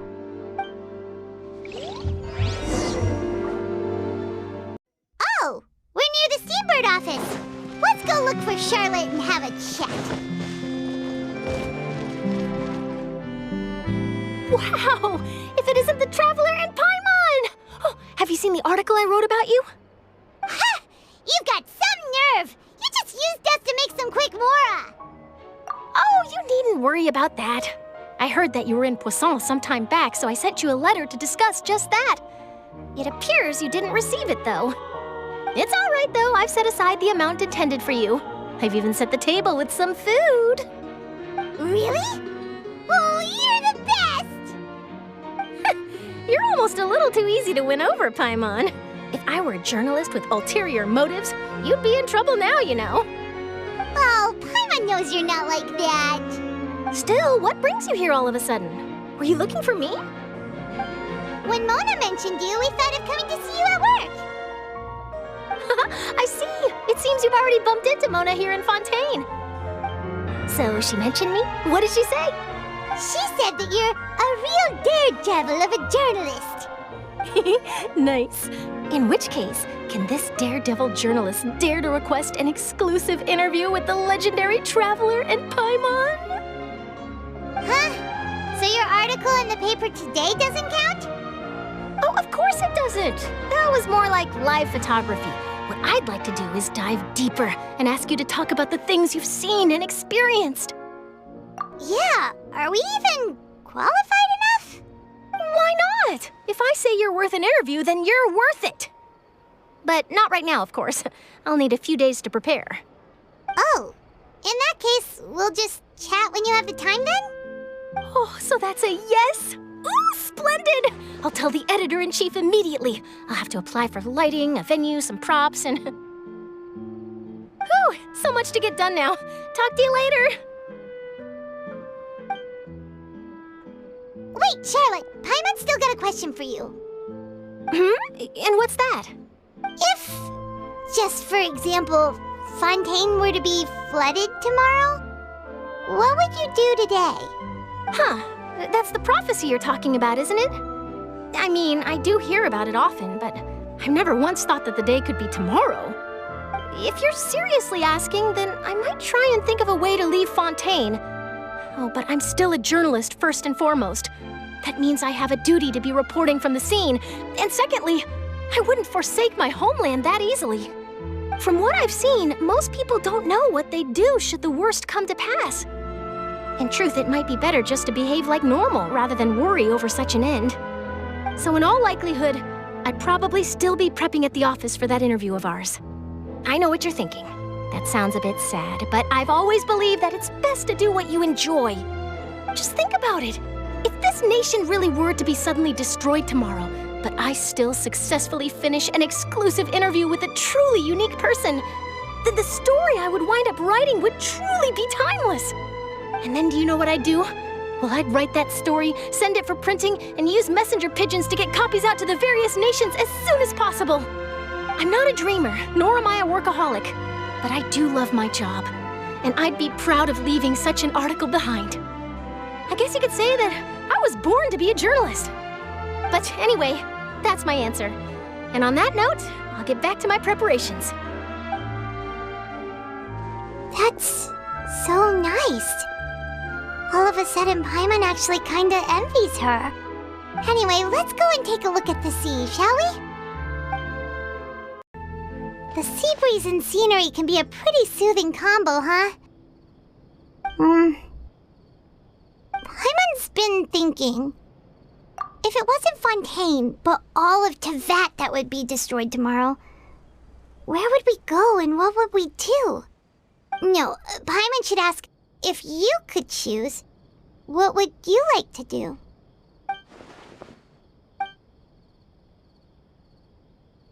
We've always been moving to the next destination, so we haven't spent much time thinking about these kinds of things.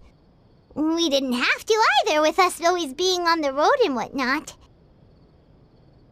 You mean, still traveling? Huh. Wait, isn't that what we've always been doing?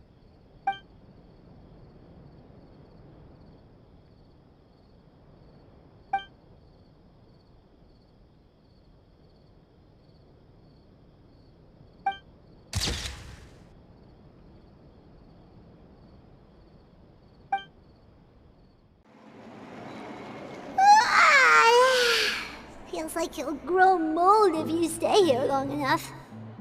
But it's still better than the Fortress of Mirapede, that's for sure. It's not only damp there, but salty too. Ah, so the two of you are still here. Wonderful. Oh, you're from the Palais Mermonia, aren't you? Yes, I'm Isadora. Monsieur Nervillet sent me to look for you two before. I heard that afterward you went to the Fortress of Meropide. Not at all. I'm well aware that you're friends of his. Actually, I'm here to pass along a message from him. Yes, inside the Opera House. The Maréchaussée Phantom has declared the incident a small-scale riot. A riot? Well, that said, I don't personally think it was that serious. Lady Farina was watching a performance at the Opera House, and while she was resting during an intermission, some other audience members suddenly started harassing her, loudly accusing her of doing nothing about the prophecy crisis. And before she could respond, others started to join in. The crowd continued to grow, and protests against the Hydro Archon started to break out. So people have started to put the blame on Farina. Guess they finally found an outlet for the pressure they've been under due to the prophecy. I agree. People will naturally rely on gods, as is customary. But the moment people feel threatened, gods are also the first to be blamed. So what happened after that? Is Farina okay? Seeing that the situation was spiraling out of control and that further argument was pointless, she claimed that she'd gotten tired of this and left in a hurry. The Maréchaussée Phantom had their hands full maintaining order and did not catch where Lady Farina had gone. Only when things had stabilized did we realize that she had gone missing. So, you mean she's still missing? That's right. The Maréchaussée has dispatched many people to search for her, but we don't have any leads yet. That said, I don't think there's much to worry about. She is a god after all. Even if she were to fall into the hands of rioters, what could ordinary people do to her? Good.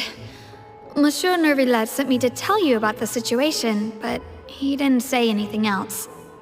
Don't worry, this is more than enough to go on. Thanks for keeping us informed. Ah, is that so? Well, all right then. In that case, you two take care. I'll be heading back to the Palais now.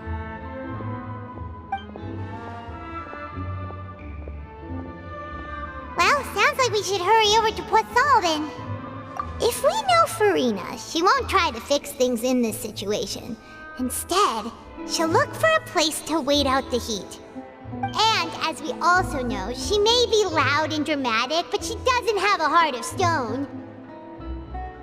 When Nervillet was talking to her in the Palais Mermonia, and she heard about Poisson, she couldn't hide her sadness and remorse. It would be hard for her to ignore being accused by the public today. Paimon thinks thinks Farina's probably taken the opportunity to slip away to Poisson and try to relieve the sense of guilt that she's feeling. Huh. Well, what do you think? Paimon knows the answer, of course, but Paimon can do the analysis to back it up, too. Cool! In that case, there's not a moment to lose. Poisson, here we come! Let's try to find her as soon as possible.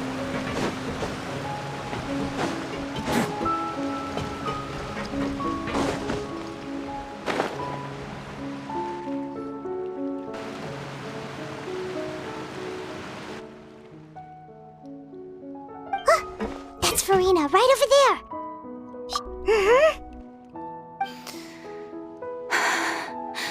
Should I just give up? This is all meaningless. What was meant to happen did happen after all. Everyone's dead. I'm sorry. I am so sorry. Give up, Farina. There's no point in holding out. I'm sorry. But what can I even do other than to repeat meaningless apologies over and over? Who's that? Don't worry, Farina. It's just us.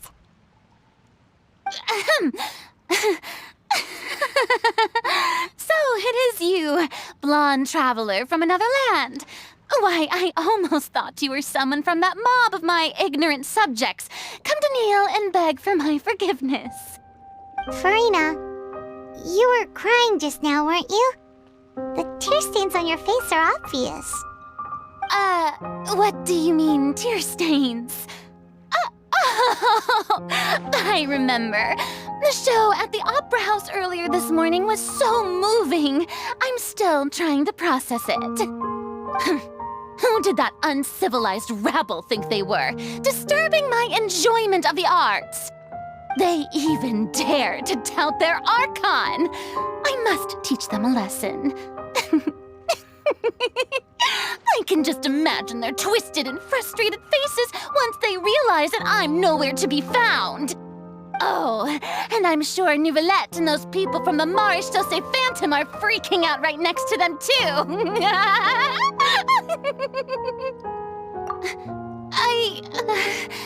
Of course not. Hey, there she is! The Hydro Archon's over there! Quick, after her! Farina, those people seem to be after you. They are? They're just some rabid fans who want to cut the line because they haven't been able to meet me in person, aren't they? That's against the rules. I can't let them get their way. Farina just ran off! Quick, we have to catch up with her!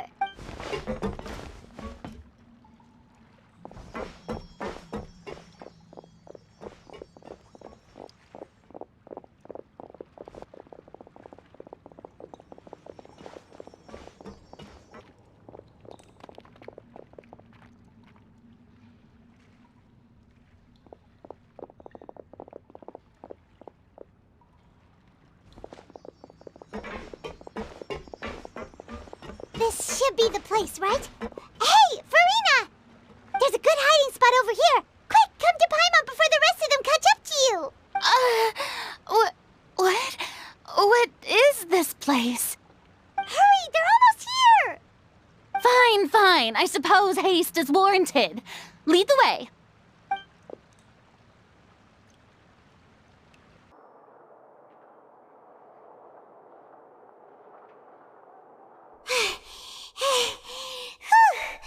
Paimon's exhausted.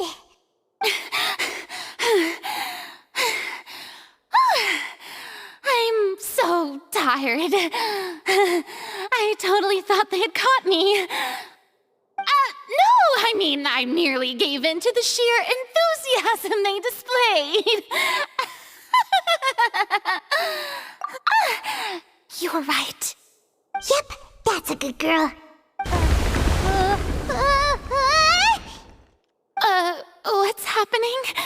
The ground's shaking. Is it an earthquake? Yeah, A quake of this kind preceded the flooding in Poisson, didn't it? It can't be. It's happening again. Well, there's no need to worry too much about that. Neverlette's made some emergency plans, so the evacuation should go a lot smoother this time. Yeah, I hope you're right. But the people of Poisson, they've...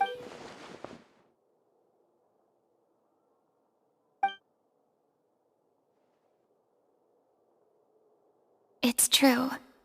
I've been investigating the prophecy for hundreds of years. I once had informants all over Tevat, searching for clues and feeding information back to me. I've tried all kinds of ways, too, to hold back the sea. Anything to keep the coastline from advancing. But all my efforts proved to be futile in the end. Really, the truth has been clear to me for a very long time. We cannot make an enemy of the divine. No matter what we do, the will of the heavenly principles will have its way, and the prophecy shall be fulfilled. Give up. I do love the sound of that phrase. It would mean finally coming to terms with fate, but also for me to finally be free. Indeed, I've thought about giving up so many times, especially after we almost lost Poisson. Fate is really unreasonable, isn't it? It has no heart and obeys no rules. The prophecy has only just started to come true, and so many people have already lost their lives.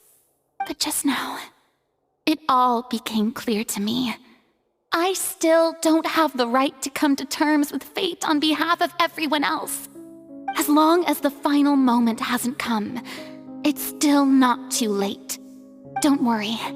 I will keep hope alive for everyone until the very end. Well, that's enough for now. I got the impulse to play the stricken maiden, but honestly, considering my rank and station, that wasn't a good fit at all. Don't take any of what I just said seriously. How could I possibly let Fontaine fall to the whims of trivial prophecy? Come on! Paimon could have sworn you were actually being honest just now.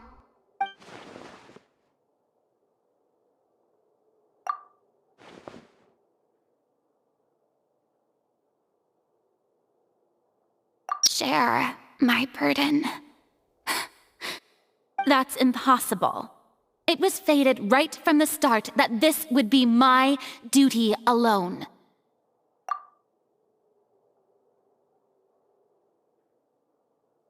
A witness. Yes, I've heard that you came to Tevat from beyond the stars, yes. In other words, you never belonged here. And if Tevat is, in its entirety, a show on a stage, then you're just a spectator, aren't you? If that's the case...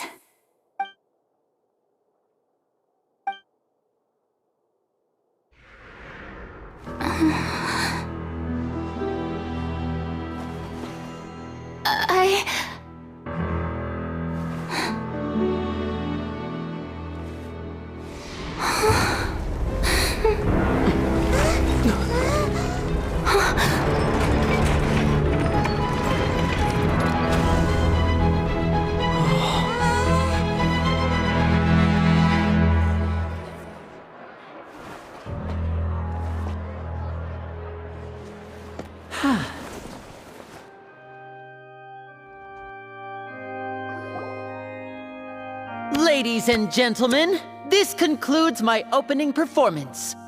Now, without further ado, we may proceed to the trial of our god. So this is what it is. Yes, you deserve praise for the effort you took to raise the dramatic stakes. Do not forget, however, that I am Focalor, the god of justice, the embodiment of justice itself. Does it not strike you as even the least bit absurd to bring the very concept of justice to trial? May I interpret these words as your refusal to stand trial? In that case, you will have the opportunity to defend your honor through a duel. You would draw your blade against a god? I see. It seems like you have made up your mind.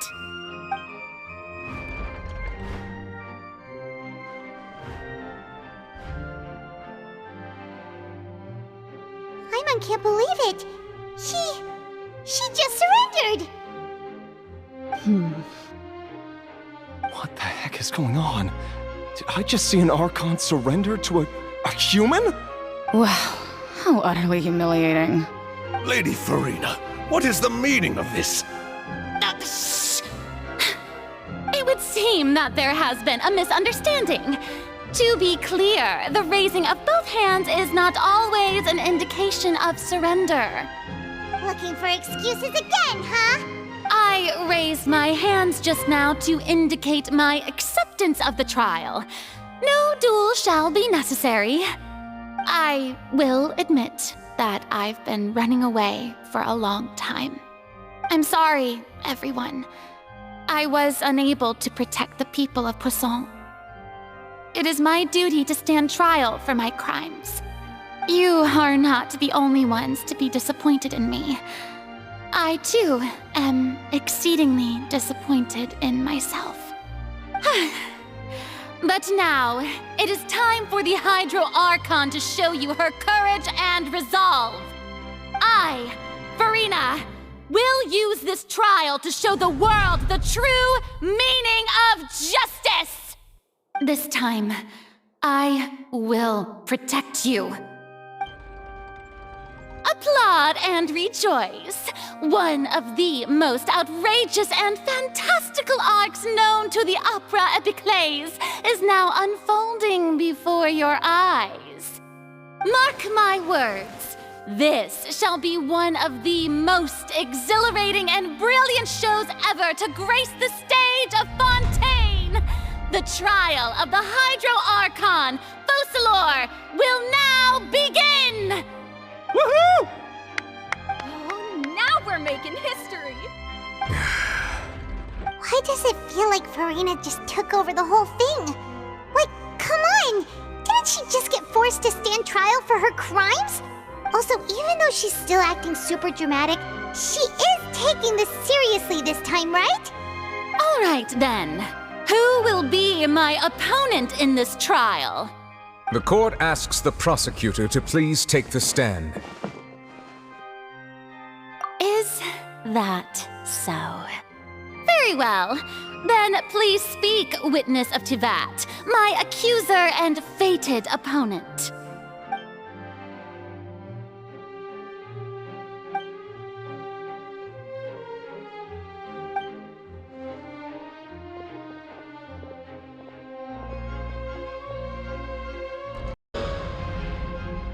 Also, please allow me to ask, as a final question before the trial begins. Just how much work did you do to force me onto this stage? Well, we did do a lot of prep after the meeting that day. I can go over the tasks assigned to the Spina di Rosula, since they were rather straightforward and easy. Navia, the president of the Spina di Rosula. Most of the people who participated in the disturbance this morning were my subordinates. They changed into plain clothes and came to the Opera House as regular audience members, waiting for the perfect opportunity to incite insurrection against you. The people's resentment against their Archon has been building as more and more of the prophecy is fulfilled. A spark was all we needed to turn smoldering anger into a flame.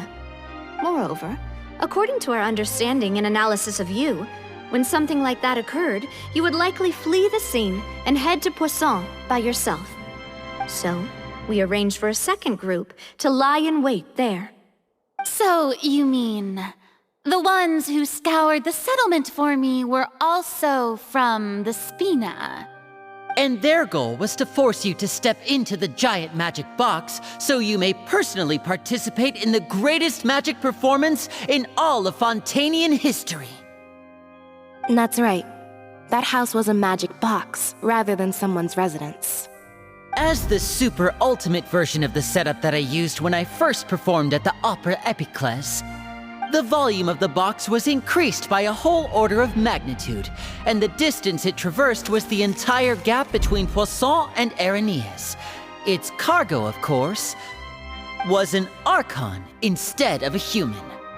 My thanks, Farina. Without your help, we could never have pulled off such an extraordinary performance. You're welcome?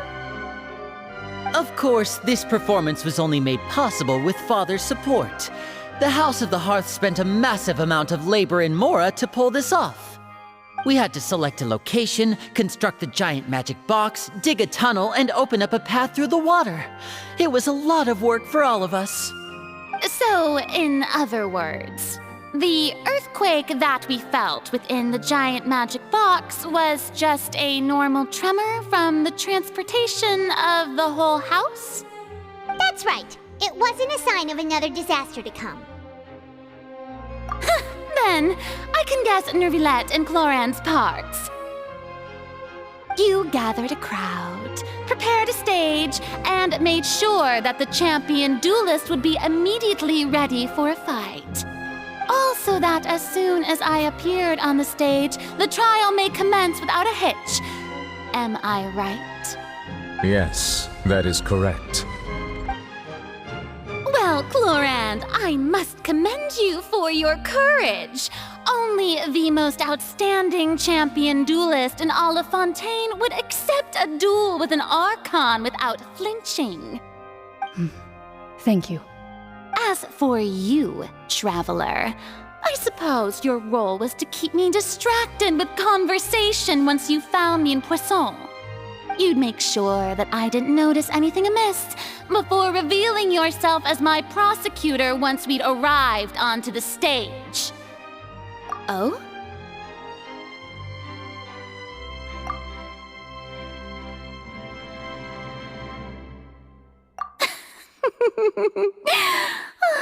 Is that so?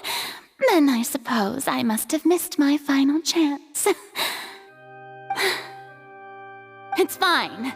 It matters not. What's done is done. The stage is already set, so there's no reason to disappoint the audience. Let's see this trial through to the very end.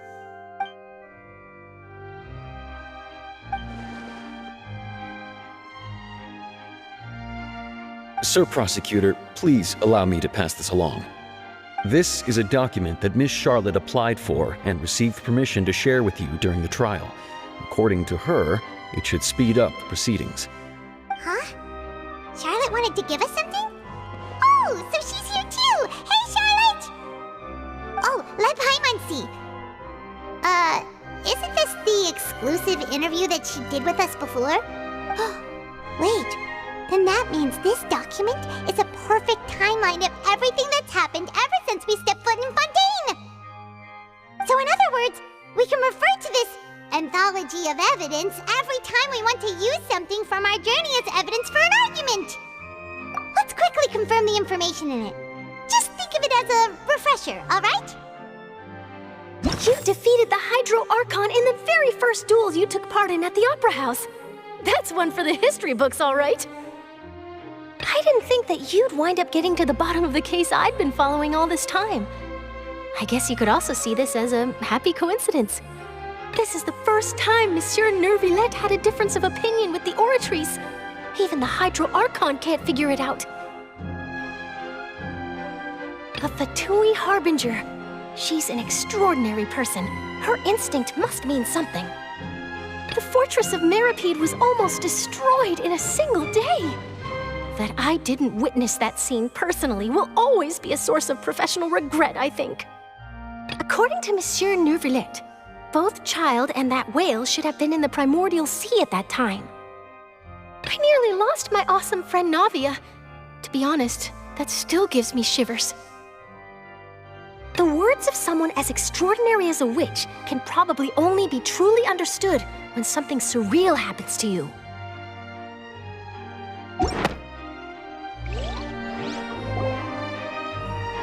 The prosecution and the defense are both in position.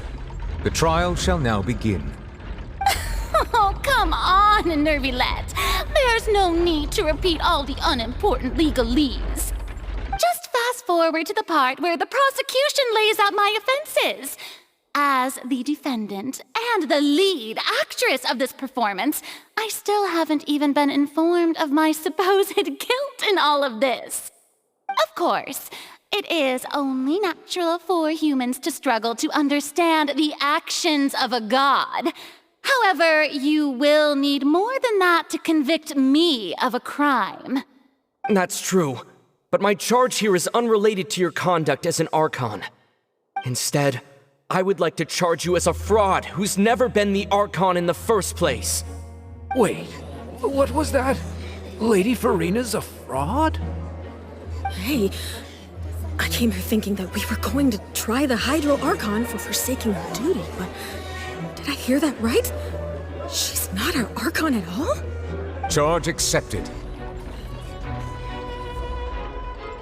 Lady Farina, do you plead guilty to the charge? Lady Farina. I plead not guilty. How can I be guilty? There is no way that I, Focalor, otherwise known as Farina de Fontaine, a member of the Seven and the Regina of all waters, kindreds, peoples, and laws of Fontaine, could be anything other than your true Archon. Yeah, even though Lady Farina can be rather eccentric, isn't it going too far to doubt her very identity? Yeah, I've never questioned her identity either. Sure, Lady Farina can be super irresponsible, but what grounds does that prosecutor have to make such a huge claim? I have cause to believe that common sense will prevail in this case. Many of the members of the audience have known me as the Hydro Archon ever since they were born. There would be no fooling their memory. See? Even the Oratrice has decided to show me its favor. Are you sure you want to commit to a charge that will never be upheld? If you wish to drop the case, I can promise you as the God of Justice that you will not have to face trial for making a false accusation. We will treat everything that's happened as a dramatic spectacle and move on with our lives. What do you say to that? Huh. An argument with near impossible odds, huh? We have to not only refute Farina's claims, but also overturn the long-held beliefs of the people. Well, I tried to give you the chance to surrender. If you must persist, then let me ask. If you believe I'm not the Archon, then what manner of being do you think I am? And if I was not the Archon, then how did I manage to live for over 500 years?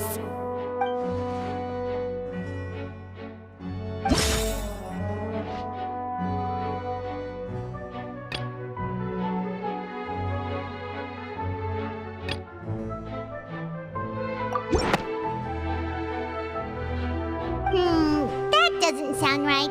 Paimon doesn't think this clue can be used as compelling evidence to build our case.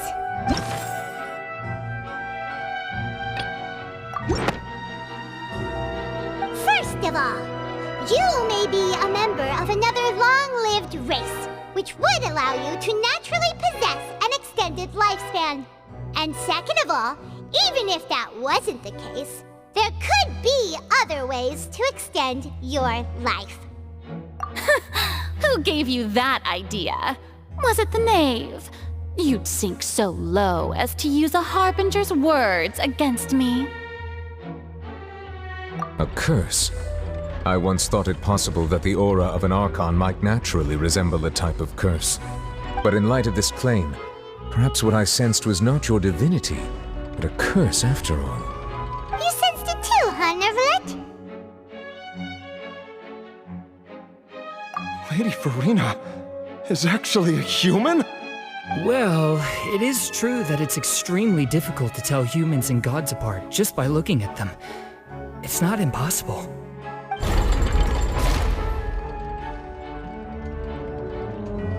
Well, don't start celebrating too early now.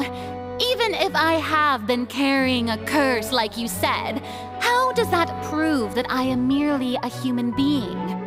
Besides, everyone knows that the main difference between a human and a god is the possession of authority. Gods can do what humans cannot. That's why they're worshipped as gods. For centuries, manifestations of my authority have served the nation of Fontaine. One need only to turn their eyes towards the Oratrice Mécanique d'Analyse Cardinal in this very opera house, or consider the indemnitium that is used in every aspect of life.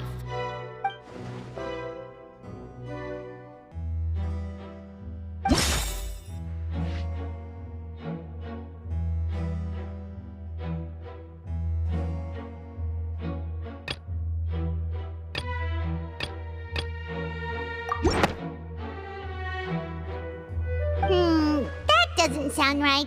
Paimon doesn't think this clue can be used as compelling evidence to build our case.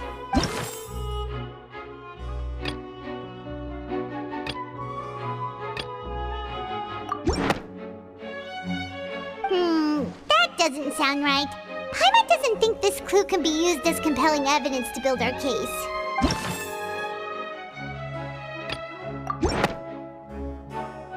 You tried to reference the Oratrice. But weren't you as confused as all the rest of us when the Oratrice declared Child to be guilty without any proof? Otherwise, you should have come up with a good explanation for that by now.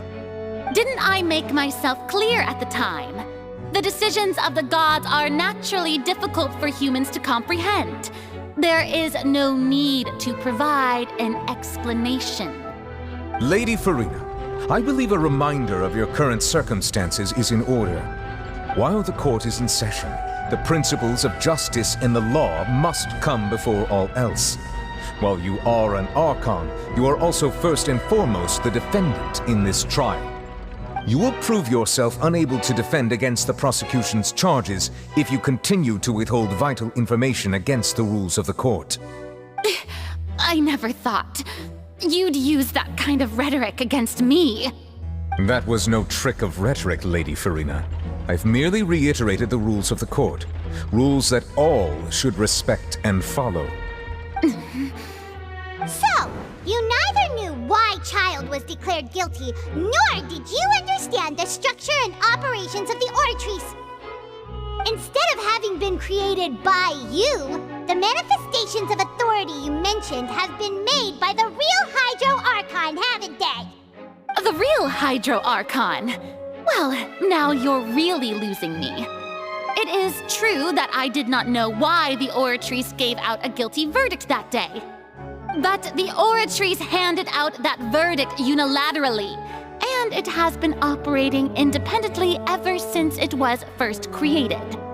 You can't argue that just because a divine creation is flawed, that the god behind it must also be no god at all. She's still throwing out all kinds of excuses. Seems like she's confident that we won't be able to produce proof that she has no power over the Oratrice. My power as an Archon. There are many ordinary citizens in the audience. How can I just carelessly demonstrate the formidable power of an Archon? If that poses a concern, I'm prepared to extend my protection to the audience. You don't need to go that far.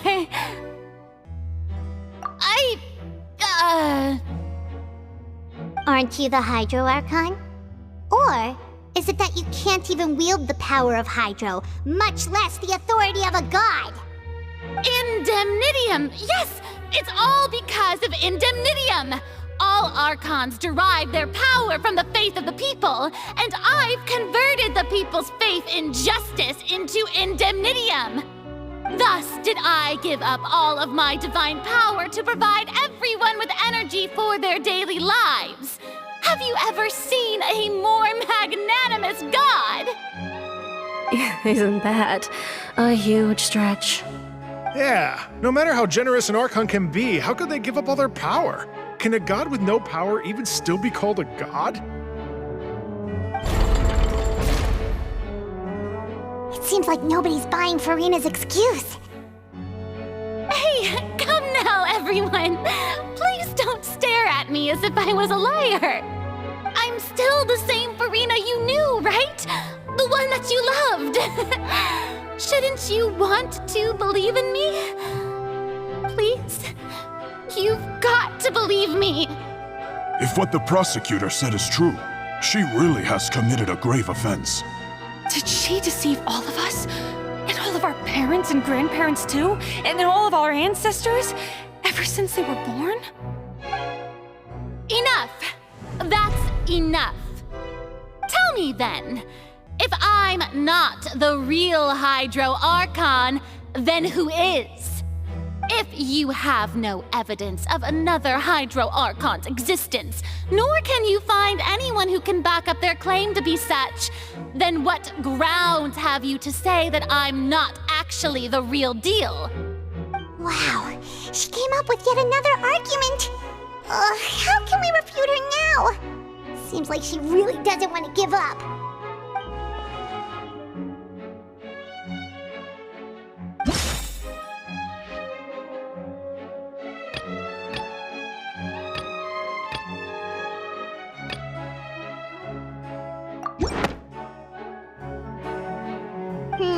That doesn't sound right. Paimon doesn't think this clue can be used as compelling evidence to build our case. That all Fontanians can dissolve in water from the primordial sea. And that means... Since you insist on claiming to be a god and not a human, then there's a method that you can use right here and now to eliminate all suspicions of you being the latter. Miss Navia, please apply to serve as a temporary attorney for the prosecution before addressing the court. Though you act in partnership with the prosecutor, you must still adhere to proper procedure. Super sorry, Monsieur Chief Justice. I swear this really will be the last time that I'll speak out of turn. Now, I've brought some seawater from Poisson. As everyone knows, a massive flood struck the area not long ago, taking many lives, including those of some of my closest friends. So, Miss Furina, would you dare to touch some of this seawater? If we are to believe that you are indeed the real Hydro Archon, touching this seawater would have no effect on you. All it should do is strengthen your case. But if you don't dare to touch it, then we would have basically proved the reverse. Oh, and I must remind you that after the disaster at Poisson, nobody wants to see any more people dissolve. I do hope you'll act prudently and choose the simpler path of admitting guilt. Navia from the Spina di Rasula. The Spina has governed Poisson for many years. I guess her suggestion is valid. If Lady Furina is indeed just a human, she's probably Fontanian like all the rest of us. Would she really dare to try?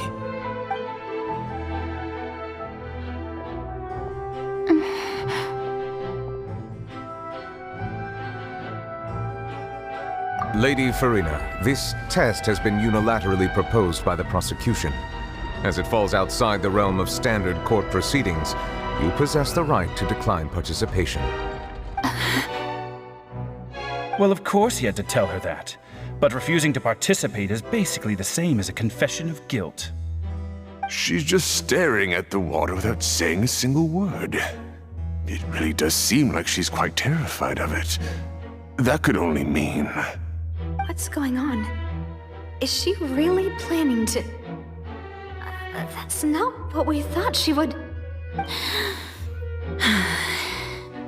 Due to the inherent risk of the test, Lady Furina, you may...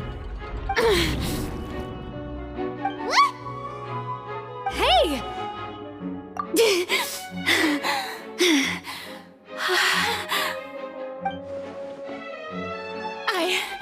I'm fine! Look at me, everyone! My hand is still here! I haven't been dissolved! Will you believe me now?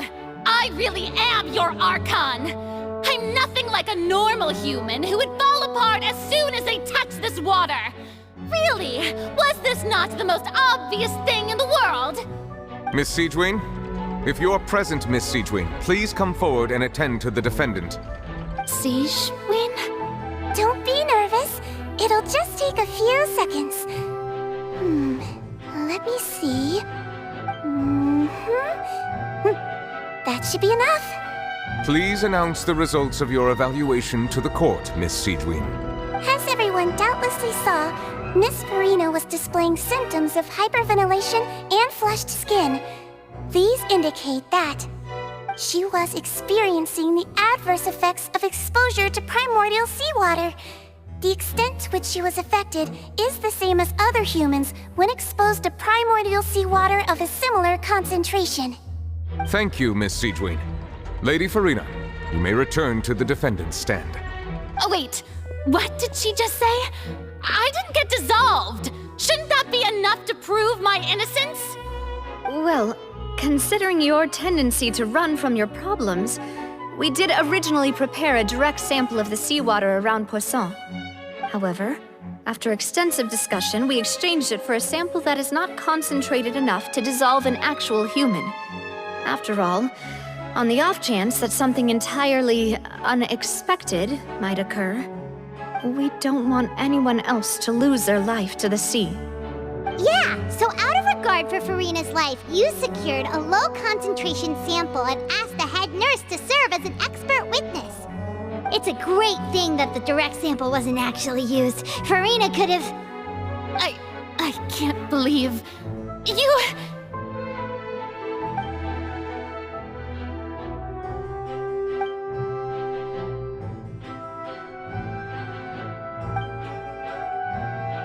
Listen to me, everyone. Please don't give me such cold and disdainful looks. What happened just now didn't prove a single thing. Think about it. How can you conclusively prove that an Archon can't also be affected by the primordial seawater? Also, if I was really just a human, why would I dare to just put my hand in that kind of water?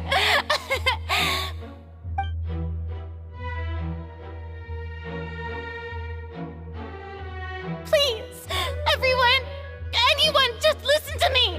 I swear, I really am your Archon!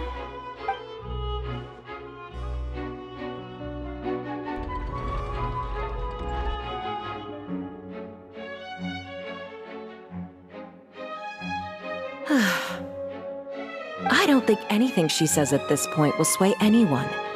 The odds are just too stacked against her now. With all the things that have been said, Paimon doesn't think there's any way left for Farina to win.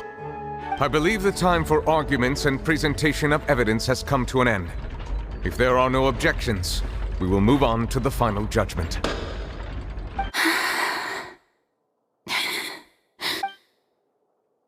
I don't think anything she says at this point will sway anyone. She's too stacked against her now.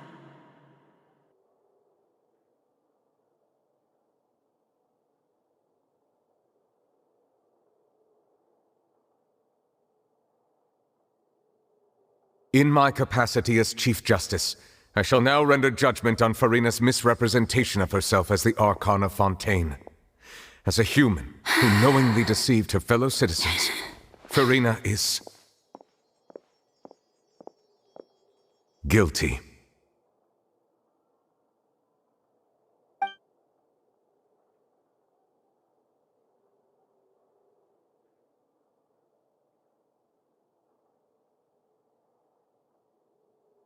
We shall now turn to the Oratrice Mécanique d'Analyse Cardinale to render the final verdict on the charges.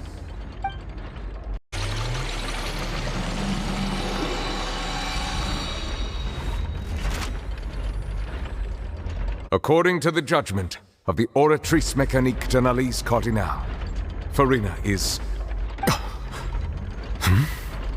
Well, what's wrong? What's the Oratrice's verdict?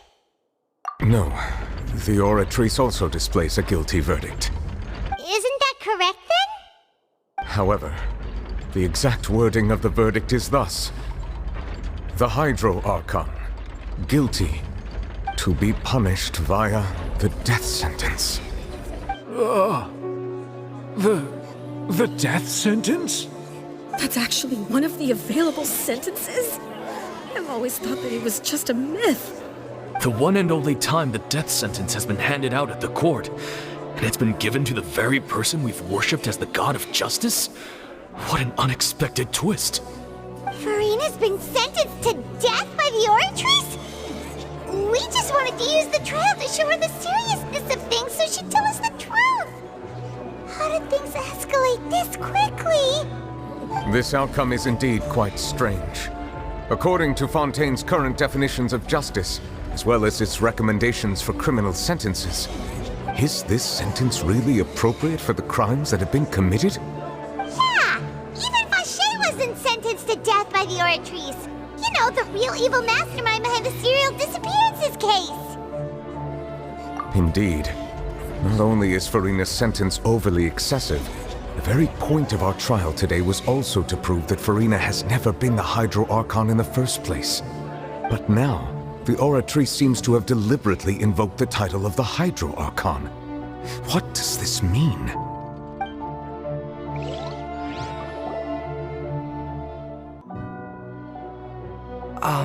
Excuse me, if I may interrupt. Is the trial still going? Fremine! You finally made it. I assume this means you've completed your mission? Mm-hmm. Any mission Father assigns to me will always be top priority.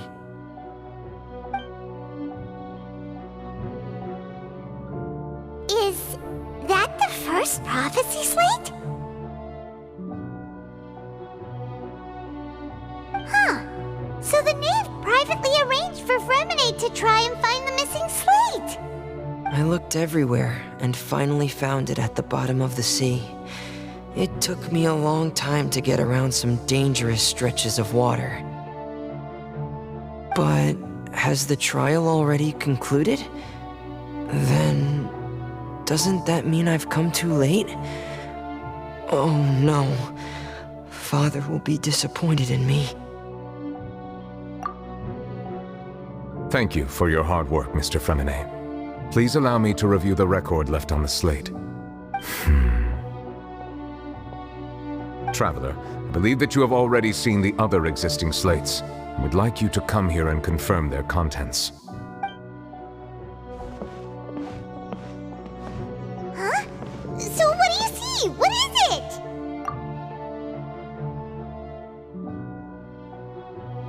I believe I have now made sense of the Hydro Archon's crime. It has to do with Fontaine's lost history. Huh? Isn't the Hydro Archon just guilty of deceiving her people? Oh, wait, no, that's Furina, and we've already proven that she's not the Hydro Archon. So when you say Hydro Archon, do you mean the real Hydro Archon we've been kinda talking about? In truth, everything that you've encountered in Fontaine up until this point can be traced back to the contents of these stone slates. However, I'm uncertain as to how much sense they currently make to you. Okay, let's try to recall the contents of the other 3 stone slates. Paimon will do her best to help you remember.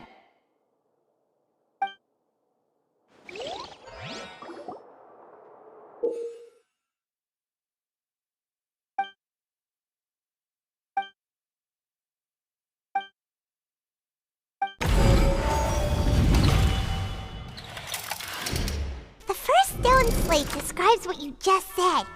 It seems to show the previous Hydro Archon using her divine power, and then the Oceanids turn into humans. Does that mean that Fontanians are transformed Oceanids? Oh, Paimon wasn't expecting that. But if Oceanids can turn into humans, then perhaps this process can be reversed as well. The second stone slate shows Celestia floating in the sky, and the Hydro Archon and her people worshipping it together. But the heavens still brought judgment down upon them. This must be the point when the Hydro Archon and the Fontanians were branded with their original sin. Does this mean that The original sin and the Hydro Archon sin are the same thing? The third slate shows the Hydro Archon seeking into the sea surrounded by many people. That reminds Paimon, didn't we also watch that happen to someone else? Well, the fourth slate is the prophecy the Fontanians have been talking about. People dissolving into the sea, the Hydro Archon crying on her throne, and so on. We didn't believe that such a crazy disaster could happen at first, did we? But after that incident, it was just a question of when and not if.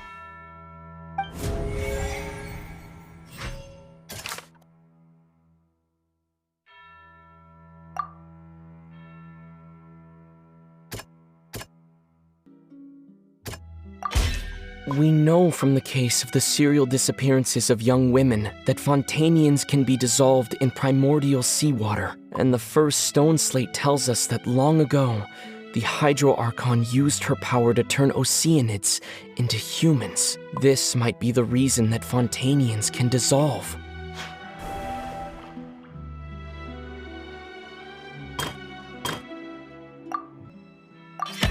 Perhaps what is about to take place has all happened before. The true sin of the Hydro Archon that Nervalette mentioned, and the original sin cast down on the people of Fontaine by Celestia, as recorded on the stone slates.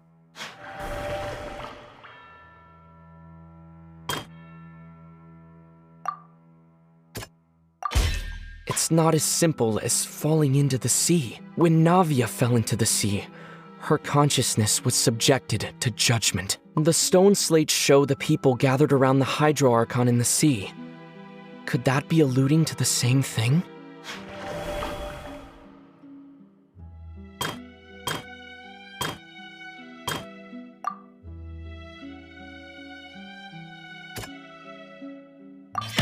The prophecy from the stone slates found its way into society, but not many people believed it at first. The fortress of Meropide was nearly flooded with primordial seawater, which we know can cause Fontanians to dissolve. It seems increasingly likely that the prophecy may come true. If we hadn't dealt with it in time, things could have gone very badly. They'll dissolve into the primordial sea but won't cease to exist. Their essence will flow in the seawater, converge, and take the form of an Oceanid. The Hydro Archon was sentenced to death in court, shocking everyone present. Perhaps this means that her sin was actually Fontaine's original sin. Navia fell into the water inside those ruins, and she nearly dissolved. She was surrounded by the people of Poisson in a court within her consciousness, and was forced to take part in a trial meant to make her stay. The eruption of the primordial sea at the fortress of Meropide was the surest sign that the prophecy was about to come to pass no matter what. The prophecy's contents can all be verified by recent events. If we combine what we know together, loads of truths should come to light.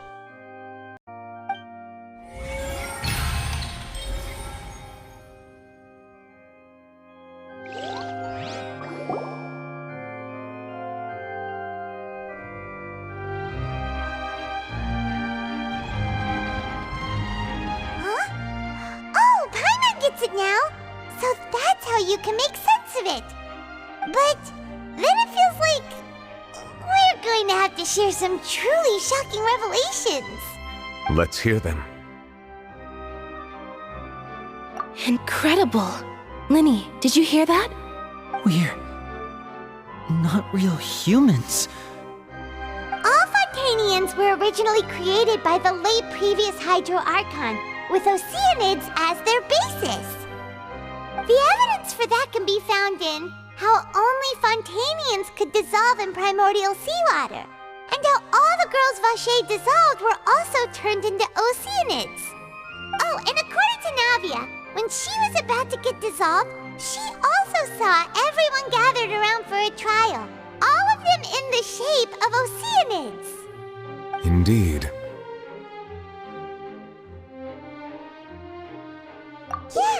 it follows from the content of the first slate that she probably angered Celestia by creating humans without prior permission. That could also explain why the Oratrice judged the Hydro Archon to be guilty. It's to account for that ancient sin. The Hydro Archon's true sin was creating us? And yet, after many hundreds of years, the Hydro Archon's creations have turned around to try to judge the Archon within the Opera Epiclese. The twists of history are often the most unexpected of all. Yeah, isn't the image here just like when Navia fell into the sea?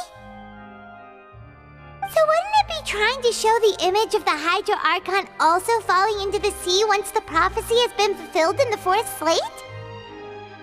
In the end, the people will all be dissolved into the waters, and only the Hydro Archon will remain weeping on her throne. Only then will the sins of the people of Fontaine be washed away. Did Paimon get all that right? You've made some keen deductions. I must say, given how much you still don't know, it is impressive that you've already managed to connect so many pieces of the truth. However, while you were able to decode all the information on the slates, they've also been etched with an additional layer of hidden information using a different power source. When we were at the ruins, I tried to decipher the hidden information recorded in the slates.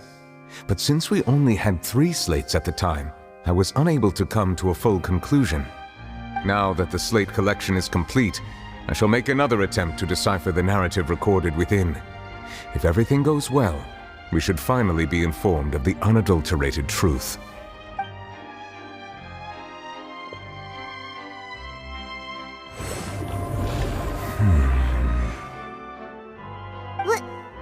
Well? Did you get it? I believe I should share this truth not only with you, but with all the people of Fontaine as well. I will try to briefly summarize it for you.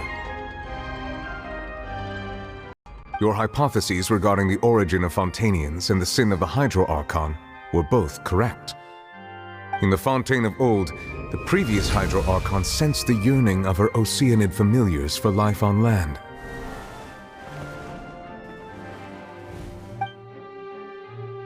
The Oceanids were enamored with the beauty and romanticism of human beings, and wishing to have those experiences for themselves, expressed to the Hydro Archon their desire to become of a similar kind. However, even though water as an element is intricately linked with the power of life, the Hydro Archon, as one of the 7, did not possess the authority to create a new form of human life. Not one to give in, she eventually found a way to create permanent humanoid bodies for her familiars by appropriating the power of this planet's primordial sea. She poured primordial seawater into the Oceanids' blood vessels, creating humanoid mimics in the process. But if Fontainians were to ever come into direct contact with water from the primordial sea, the power within their bodies would escape these artificial restraints and return to the sea. As a result, their forms would collapse, and they would be reverted to their original forms as Oceanids. Of course, the Hydro Archon never received permission from the heavenly principles to create a new human race.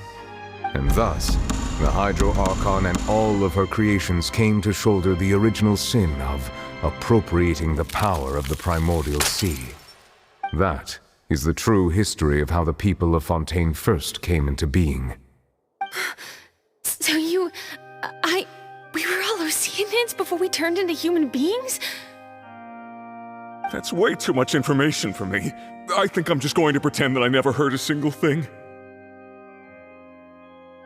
Wait, but if that's the truth, we can't let the Hydro Archon be sentenced to death. After all, her only sin was creating us. This really might be too much information for your regular Fontainian, but it does answer a lot of our questions. Alas, your hypothesis regarding the 3rd and 4th stone slates was inaccurate. The slates' respective positions are, in fact, correct. A key point of the visual on the 3rd slate is how all the individuals depicted in the water are humans rather than Oceanids. They have not been dissolved, which implies that the water depicted in this slate is not water from the primordial sea. The nation of Fontaine is the nation of Hydro, as well as the nation of Trials and Justice. Instead of being the literal element, the water in the scene symbolizes judgment and justice. You may also recall Navia's experience. When she fell into the sea, her consciousness was surrounded by that of many others who intended to hold a trial to determine her fate.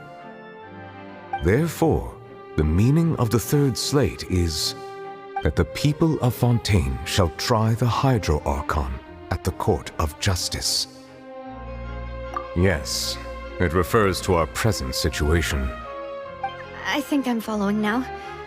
So, what you're saying is, even though we decided to put on this trial to avoid fulfilling the prophecy, in truth, everything we've done has happened exactly as the prophecy foretold. So now, it seems, we're the ones making sure it comes true. What should we do?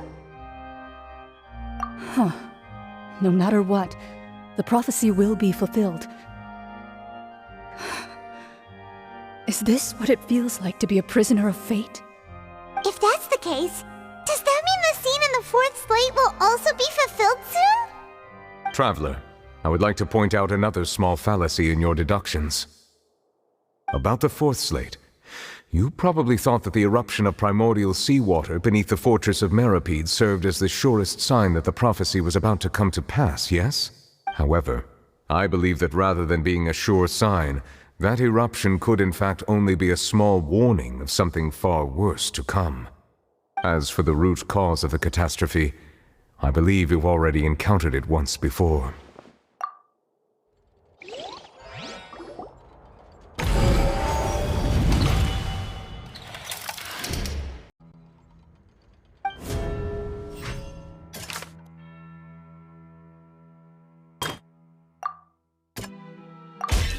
It was both dream and reality.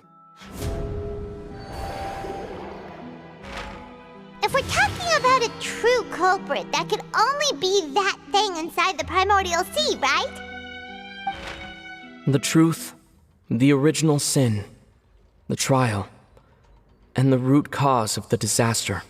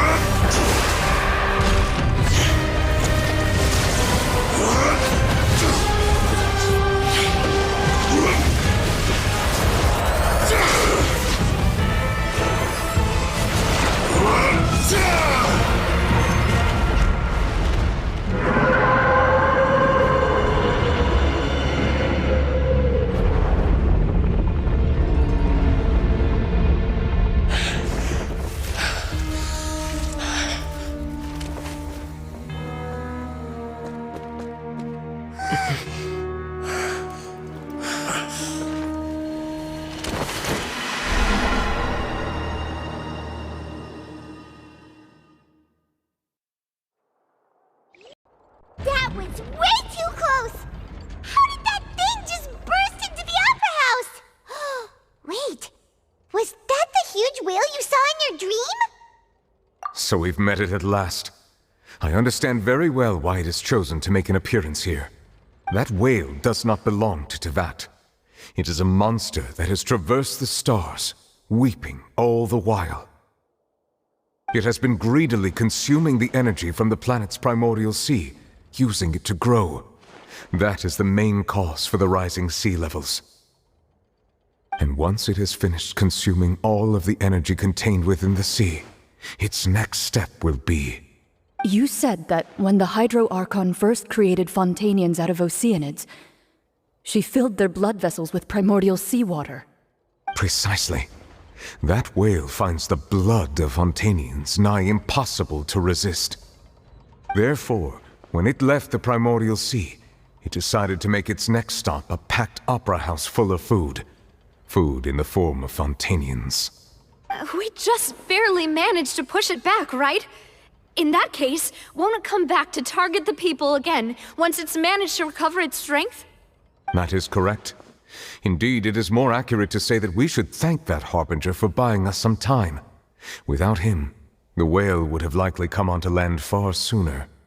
From the way he looked, he must have been fighting the creature for quite a long time. That battle maniac. We've always known that he had a special connection with that whale, but we definitely didn't expect it to help us out like this. Anyway, now that we know that this whale is the actual cause of the disaster recorded in the prophecy, all we need to do to stop the prophecy would be to find a way to beat it up, right? It is too late. It had already absorbed too much of the primordial sea's energy before we could notice it. At this point, it has become practically integrated with the sea itself. Even if the entirety of Tevat were to be destroyed, it could still survive and swim off towards some other world. That's not something I will accept. We've already done everything we can, and we even found the true culprit. We've come so far. You can't just tell me that the last hurdle is some impossible foe. That's just not fair. Indeed, that's not how a grand performance should end. I'll fight it to the end, no matter what. So the prophecy will be fulfilled no matter what, huh?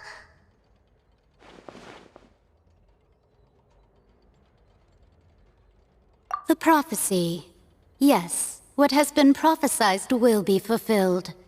You may view such things as the history of the future.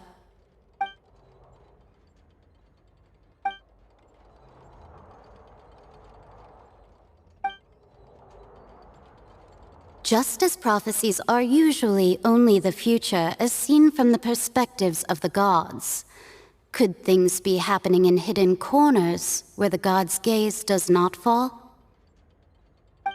Ultimately, fate shall serve as your only guide, no matter what will happen in Tevat's future.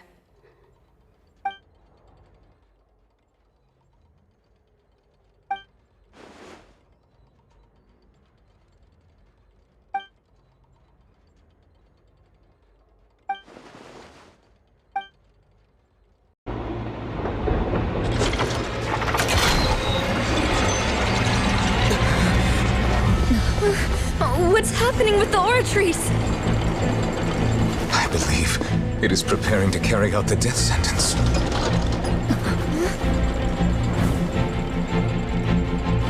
Farina!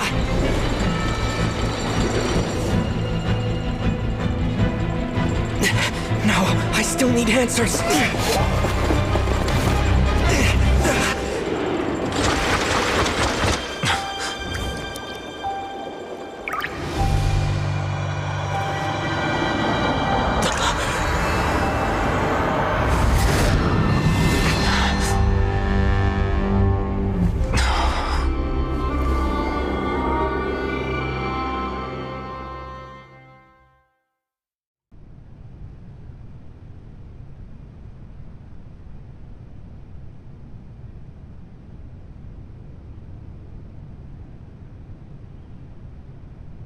You.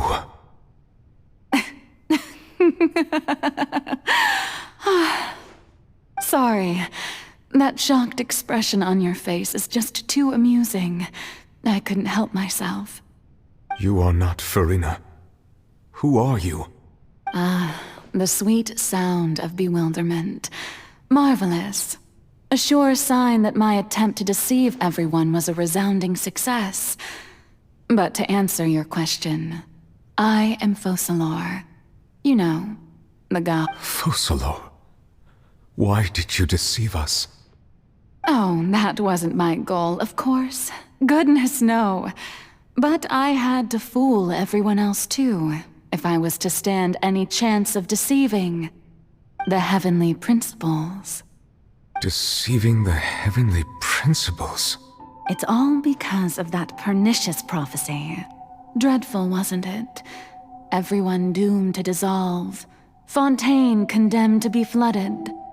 One was not amused. In fact, one was positively bemused when that problem was thrust upon me by my dearest predecessor. That's the former Hydro Archon Egeria for the uninitiated. It hardly gets more disastrous than a preordained national catastrophe, now does it? She knew full well that the prophecy would surely come to pass. And as one of the seven, she also knew full well that one defies the heavenly principles at one's peril. So yes, as you have no doubt surmised, it was a rather impossible situation that I found myself in. I spent a terribly long time mulling it over, alone on the ocean floor. And I was almost growing barnacles by the time I finally realized there was only one possible solution to this confounding conundrum. I had to outwit the heavenly principles, allow the prophecy to be fulfilled, ostensibly at least, while saving everyone at the same time. I'm a genius, I know. I can only assume that's why Egeria chose me as her successor. Although, looking back now, it was hardly the inheritance one dreams of. Between the task of saving the nation, the quotidian duties of the Hydro Archon, and not to mention the original sin of creating a new race of humans, I dare say she left me quite a colossal mess to clean up. But one can only play the hand one is dealt. I did not choose this, any more than I chose to be one of her Oceanid familiars. So you were also once one of the Oceanids, transformed into a human by Egeria's hand? Yes, I was. I always dreamed of becoming human. And I still do, even now. In my eyes, to be human is to be part of the greatest opera ever known. After becoming a god, I separated my divinity from my body and spirit, leaving behind only a self that was as naive and bewildered as my past self on her first day as a human being. The me you see before you now is that divinity. And the human counterpart I left behind, I named Furina. She could feel joy, sorrow, and everything in between. She could be as vain and conceited, or as meek and vulnerable as she wished. Her strengths were of a kind only a human could possess, as were her shortcomings. But in my eyes, Furina's humanity was what made her perfect. She was perfectly human in every way. The person I always wanted to be.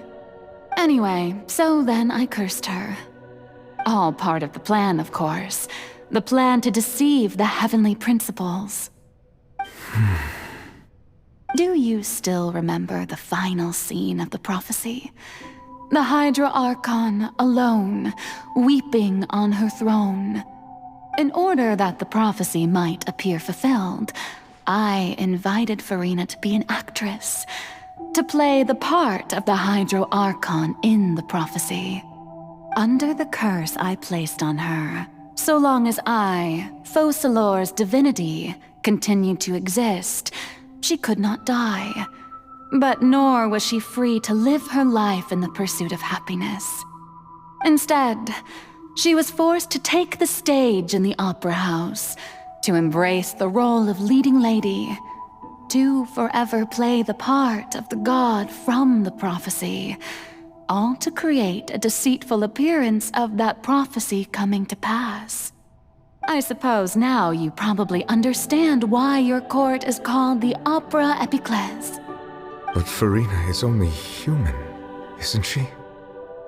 Even though she has had a long life, Her mind is no stronger than that of any other ordinary human being. I cannot begin to fathom what she has had to endure.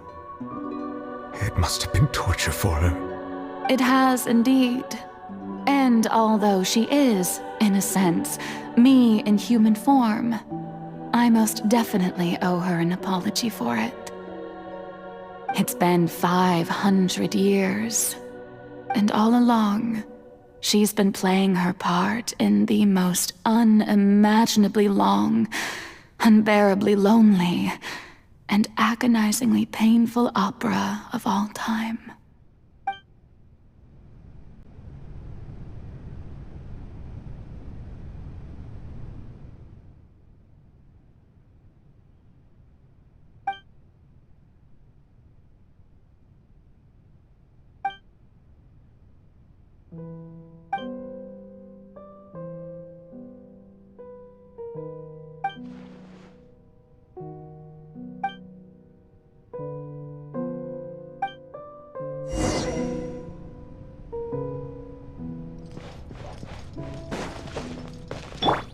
Into the wind!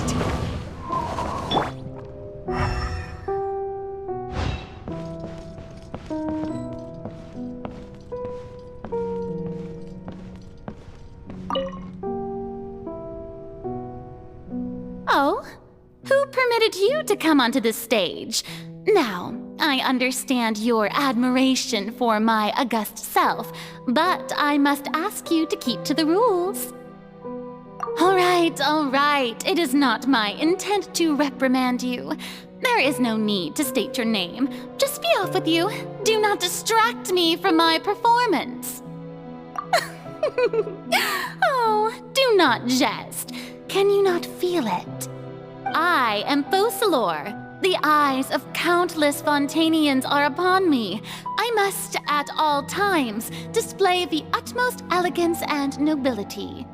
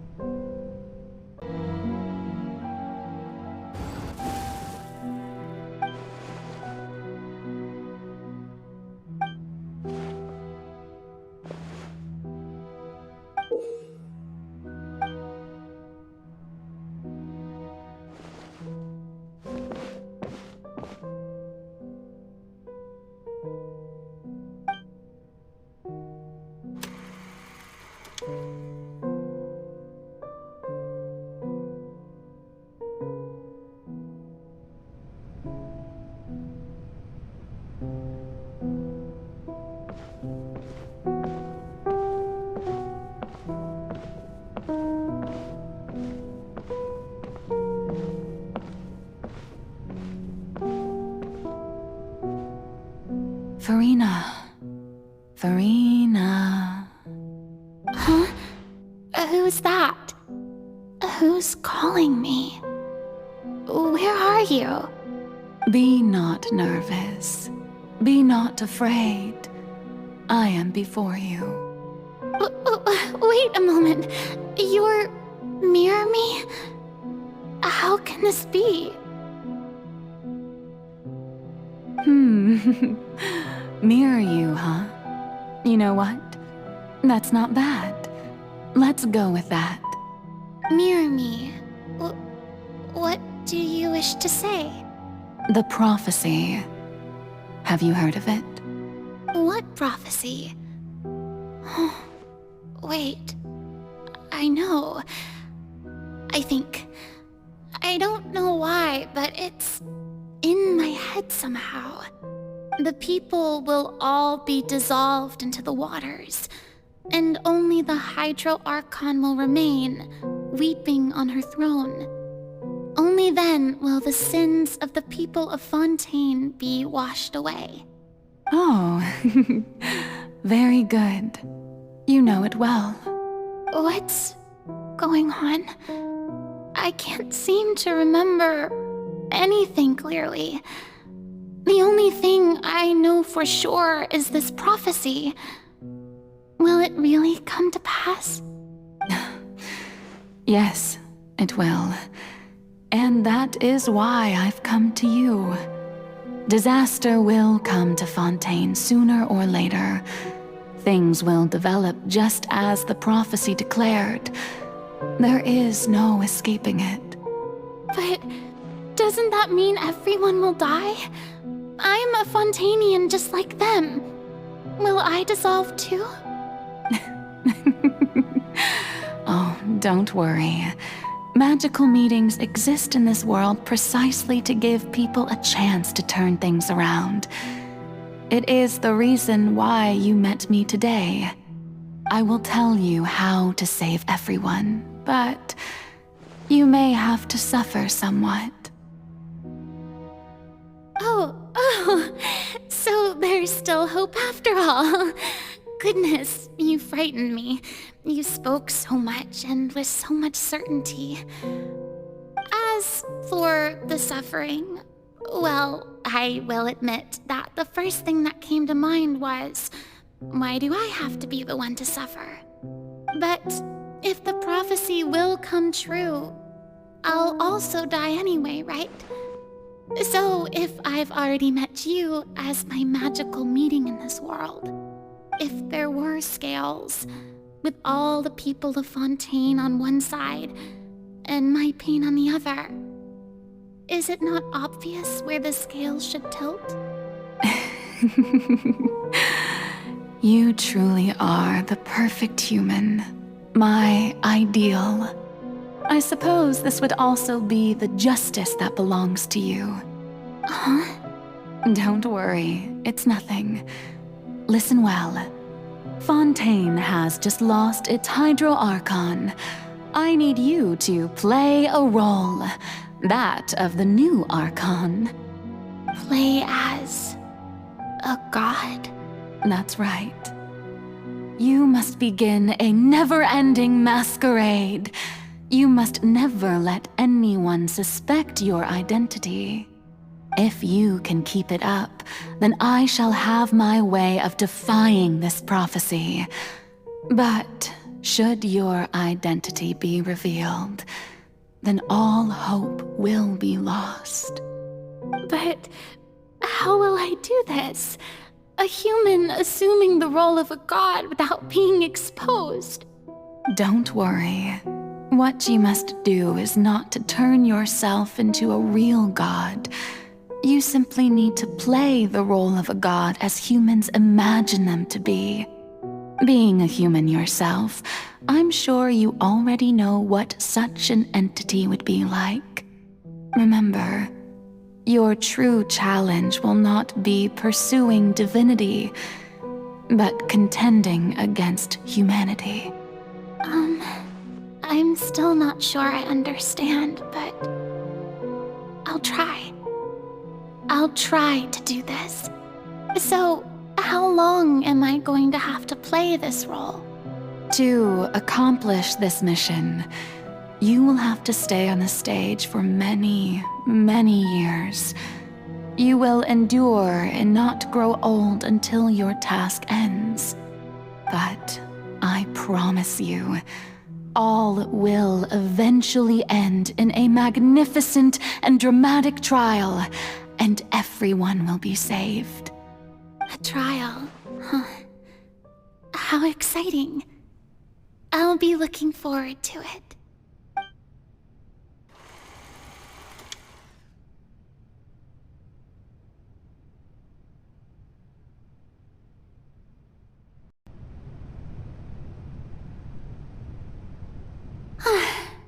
The Maison Cardinalise has announced my accession, but this is my first time facing the people. What should I say to most appear like a god? To be honest, I still don't know. Perhaps I should first try to act natural. Ladies and gentlemen, good evening, and welcome to the Opera Epiclese. I'm sure you've all heard about how I have taken on the role of Hydro Archon. Indeed, I am Verena de Fontaine, your new Archon. In truth, I know little about becoming a nation's new god, but it will be my honor to guide you all. As the god Fosalor, the god of justice, I shall do all within my power to lead you into an age of fairness and justice. Once again, thank you all for coming. If you should have any questions or suggestions, please send them to the Maison Cardinalise. The future of Fontaine will require us to work together, after all. This should do it. I thought I might stammer, but thankfully, I was able to convey my thoughts just fine. Okay, and next. That's the new Hydro Archon. Is this some kind of joke by the Maison? I would have thought that a being that surpasses humanity would be a bit more assertive. Hey, did you hear that? She even told us to send her suggestions there at the end. Shouldn't gods be all-powerful? She's being so modest. What's the difference between her and an ordinary person, then? If you ask me, perhaps the succession didn't actually happen. She might just be a Maison back puppet. Wait, what's going on? Why is everyone suspecting me of being a fake? Oh, this is bad. If I get exposed here, there'll be no saving the people from the prophecy. Right. Mirmi said that I just need to play the role of a god as humans imagine them to be. Calm down, Farina. Think. What do the people want? How would they imagine a god to speak and act? Assertive, with a strong sense of presence. One who can dispel all doubt. That is the character I'm fated to play.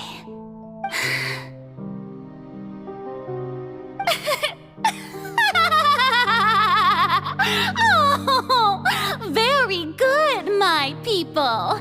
Only ones such as you are deserving of my rule. Now, I was wondering if some weak puppet were to one day come onto the stage and claim ownership of this opera house, would the children of Fontaine follow them? Well, it seems that you would all see right through them. Having passed my test, you are qualified to witness wondrous trials alongside my august self, here in this opera house. You may consider my previous act a door gift of sorts. I thought it was a debut that suited the atmosphere. Now then, let us be reintroduced. Ah, so that was just a performance. How could I have forgotten that we were inside an opera house? Personality. It's quite shocking, to be honest, but I suppose it's a better look than before. Such a fascinating and bold deity. How wonderful. Our future may yet be bright after all. It seems I've turned them around. Best follow this flow and restart my accession speech. My dear people, whether you acknowledge me or not, whether you trust me or nay, I say to you, keep faith in your ardor for justice. We have heard it said that this nation's sins can no longer be washed away. Well, I say that justice is most fragrant when it blooms amid sin. No, this won't work. They'll suspect me again. I must play the role that they want me to play. The scales of justice should not weigh heavy in the hands of its god. On one side, it must carry fairness and justice. And on the other, praise and applause. May law be the prayer on our lips. May judgment be our worship. Let us light the fires and drink to the future of Fontaine. There is no trouble in this world that justice cannot solve. All that is needed is for you, my people, to believe in it, heart and soul.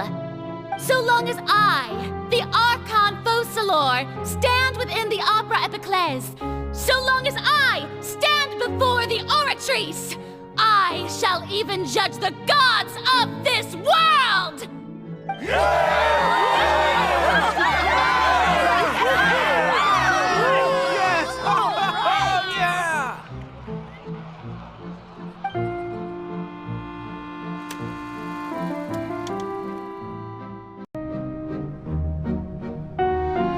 Lady Farina, here are today's case reports as well as a summary of the follow-up for your perusal. Come now. Was I not just at the Opera House in person? Leave these kinds of things to Neuvillette. Besides, none of these trials were the one that I'm looking forward to the most. If I may be so impertinent, what kind of trial are you truly looking forward to? A magnificent, dramatic, and wondrous trial. A trial to end all things. How could you hope to understand? That's true. I fear I lack the ability to grasp your divine thought, Lady Archon. No need for fright, and do not take what I said before too seriously. Go now, do your duties. The trial I await. It will come one day.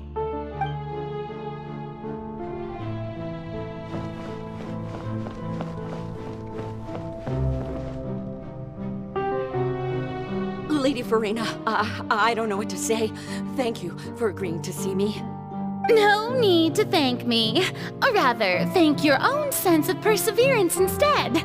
Long have you stood in line to meet me, have you not? Oh, I'm afraid that's just an inevitable consequence of my divine charm. All right, Deoteria, is it?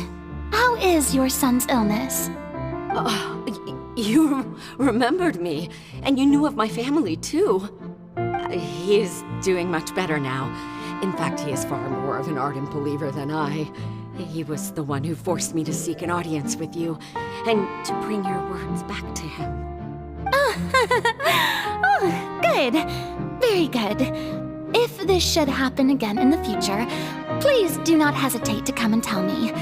Going down to citizens' homes every so often, while not usual practice, should serve as a fine change of pace.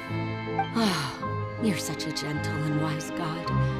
Thank you once again, on behalf of my son.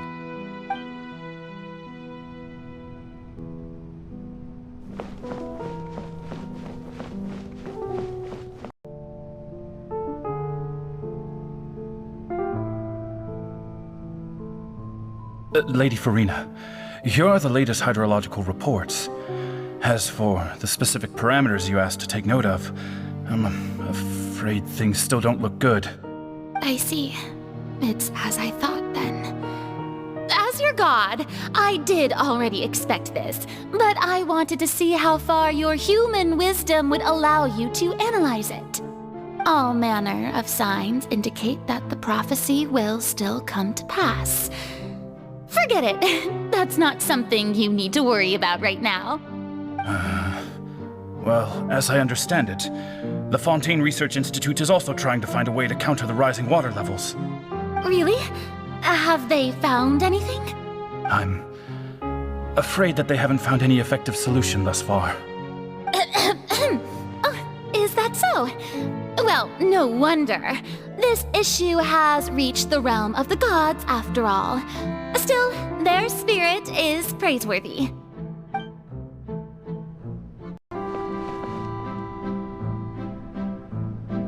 The day is finally over.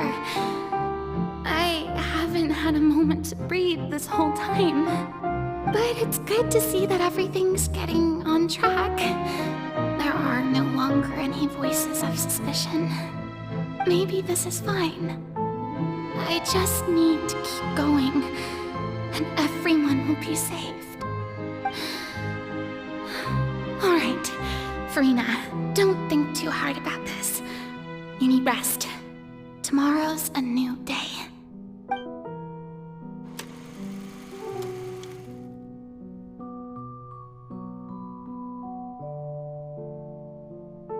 Lady Farina, here are the new trial reports for the latest cases, as well as a summary of the follow-up. There'll be no need for that. I've seen them already. There's no need to go back over scenes I've witnessed in person before.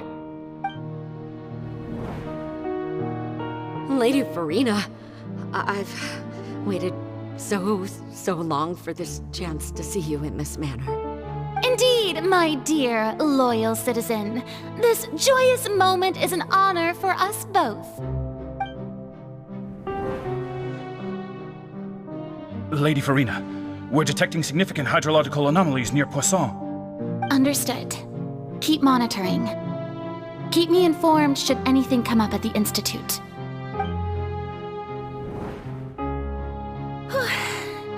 I don't think I let anything slip today. I must show the people that there is nothing to worry about. I just don't know when these days will end. I feel utterly exhausted. Best to rest early today, too.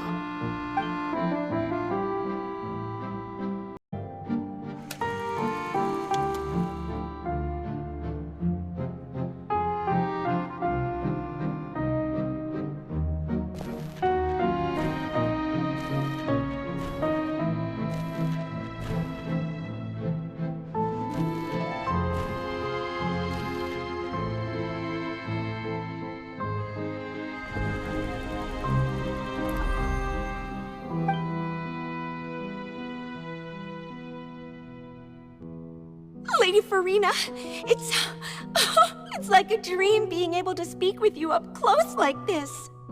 I've heard that the first member of our family who was honored to receive an audience with you was Madame Deoteria, almost 20 generations ago. And what a fine family yours is indeed. It brings me great joy to meet such a faithful believer, a descendant of a line most ardent. Surely you exaggerate, Lady Farina. My lady? What is it, good citizen? Are you crying?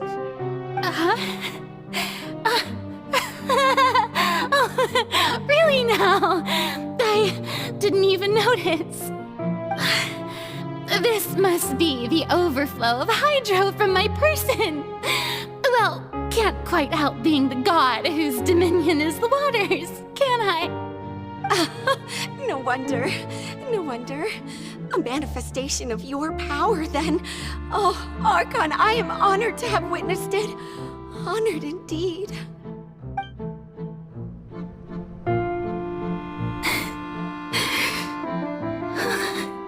So interminable.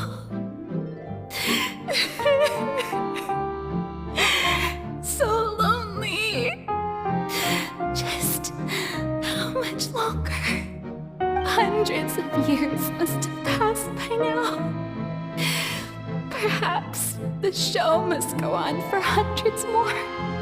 I never imagined that it would hurt so much. Have I reached my limit? No. Perhaps I reached it long ago. Today I didn't even notice my own tears. I want to tell someone, anyone, about this. But would that not destroy all I've done so far? I've conducted so many investigations across the centuries, but there's not even a sliver of hope that we might break the prophecy. All I can do is keep heart. I must maintain this act. It is the only way to save Fontaine. Please, mirror me. You have to succeed.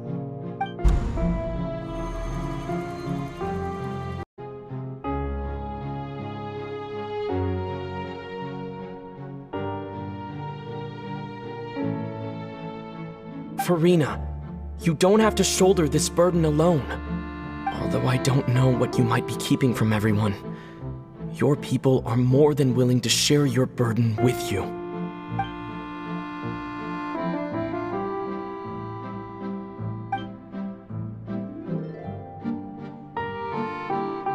Share my burden. That's impossible. It was fated right from the start that this would be my duty alone. But even if your burden doesn't need to be shared, you can still choose to confide in someone. Just share it with me. I'm what you'd call a witness. A witness? Yes, I've heard that you came to Tevat from beyond the stars, yes. In other words, you never belonged here. And if Tevat is, in its entirety, a show on a stage, then you're just a spectator, aren't you? If that's the case... He's right. I could confide in him, couldn't I? But if things don't play out as expected, the people of Fontaine will be the ones to pay the price. No, Farina, you shouldn't be selfish. But what if it's really all right? Farina, you've worked so hard for so long. Surely it would be okay to put yourself first for once. Just this once. Is it such an outrageous thing to do anyway? To find someone in whom you can confide your frustrations and sorrows? Surely it could not hurt.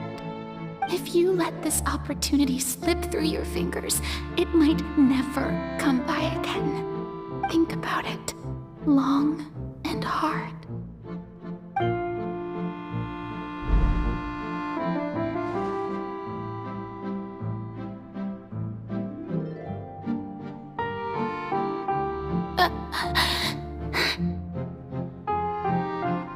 No, I have nothing to say. I am Farina, the Archon of Fontaine. Everything will surely get better. All you need to do, dear spectator, is to witness my performance until the curtains fall.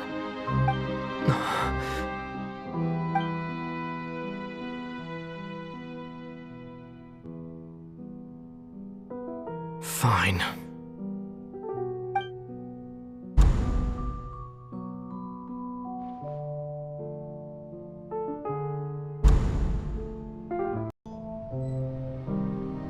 So even Farina doesn't know the truth? You've never once let her in on the full plan? Yes, it had to be done. To deceive the heavenly principles, you must first deceive yourself. She did very well. If she had let her resolve falter even once in these 5 centuries, Fontaine would have been doomed to the most tragic fate. It seems that trusting humanity was the right decision after all. I believe that I understand how your deception works, but that is only half the truth, is it not? How would you build on this foundation to save the people of Fontaine? That is the most important thing. Ah, good. Of course, the Iudex of Fontaine has pinpointed the crux of the issue.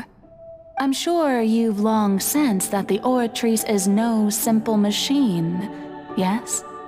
I've always suspected that it had its own consciousness, and Lenny did mention that he heard a human voice within the core chamber. It now seems that that person was you, hidden within the machine all along. Am I right? And then I became one with the Oratrice, taking Fontaine's gnosis with me. Yes, it would seem so, wouldn't it? Alas, your understanding of this device still lacks sufficient depth.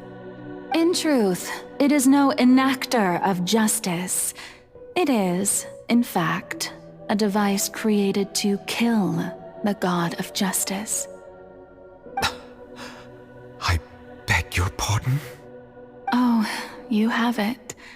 And to be more precise, not only will the Oratrice take down the god of justice, it will also take down the divine throne upon which she has been placed. I mean, did you think I would be the sort to enjoy peaceful repose while Farina suffered? My work over these last 500 years has been to constantly accumulate indemnitium within the Oratrice. But really, some have already discovered that only a small fraction of the energy generated by the device was ever used to provide power to Fontaine. The vast majority had to be accumulated to enact this death sentence. It was all a part of your plan then? Both the trial and the sentence? Indeed. This power, accrued over 5 centuries, could have sustained Fontainians for millennia had it only been used for that purpose. Almost all of it has now been stored within the oratories. But only power of this magnitude could hope to destroy the Hydro Archon's divine throne, shaking the rules established by Celestia and breaking through the institution that is the Seven. So the Oratrice's call for death was for neither Farina nor Focalor, but for the Hydro Archon. The destruction of that divine throne. If I do not misunderstand your intent, you must be... Returning what's rightfully yours to you, of course. In other words, this was all done to return the authority of the Hydro Archon to the Hydro Dragon of this planet. But...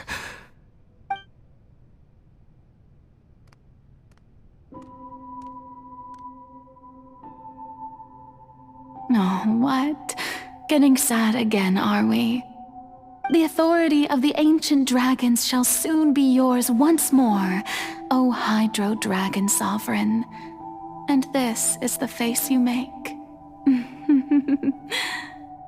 All you've done throughout the years is just so you can sacrifice yourself at the very end.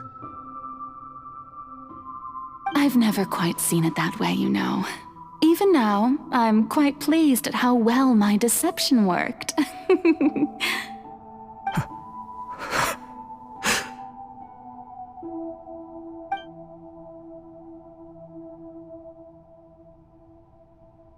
Hydro Dragon,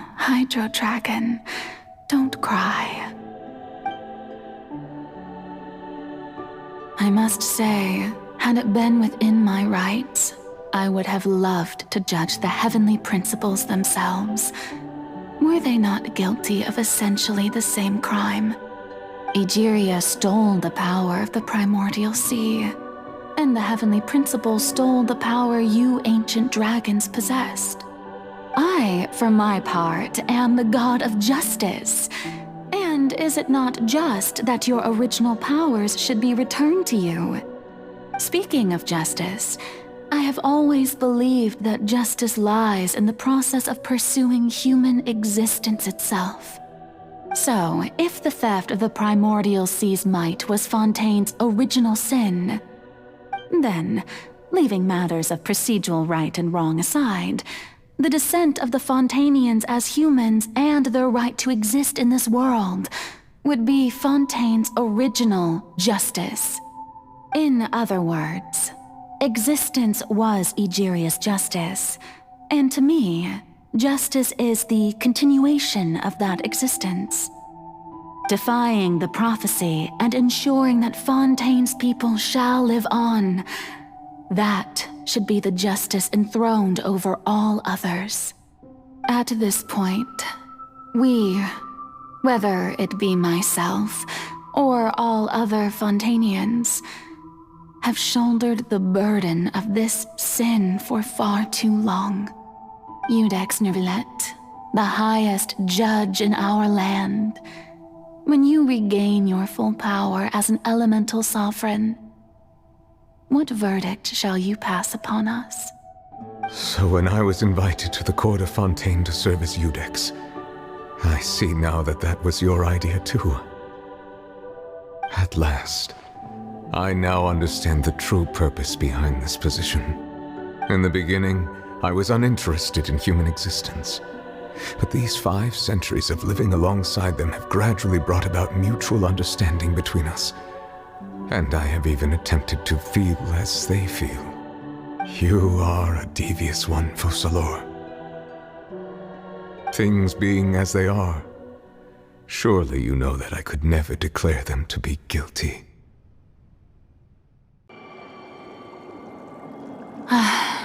The hour of my execution is almost here. For the sinner, the curtain call has come.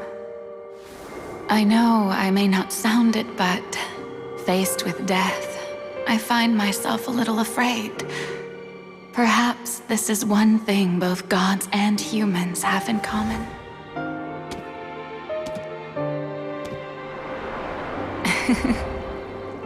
Farewell, Nervalette. I hope you've enjoyed the part you played these 500 years.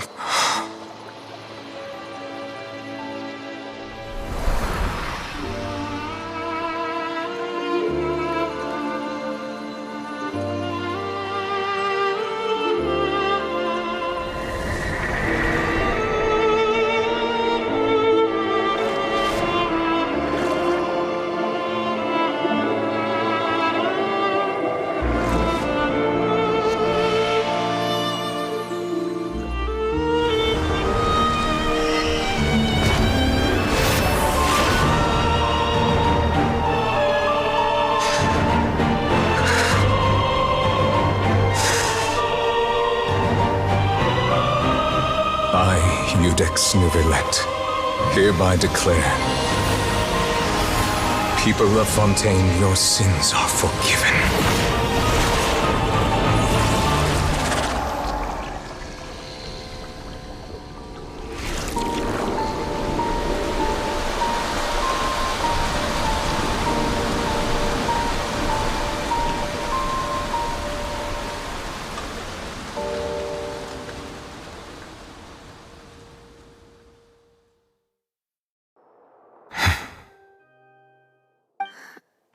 What just happened? Has the death sentence been carried out? Was that bright light some sort of misdirection? I have a feeling that something huge just happened. But since we're all still alive and haven't been dissolved, I assume whatever happened was good for us. It's time to end this. We must mete out punishment to that beast. Didn't you say just a moment ago that it can't be defeated? I have gained the strength sufficient to deal with it. Through certain means, I now have the ability to separate the power of the primordial sea from that creature. We should seize the opportunity to pursue our quarry. Traveler, now that the oratories can no longer function, I require an executor to help me mete out justice.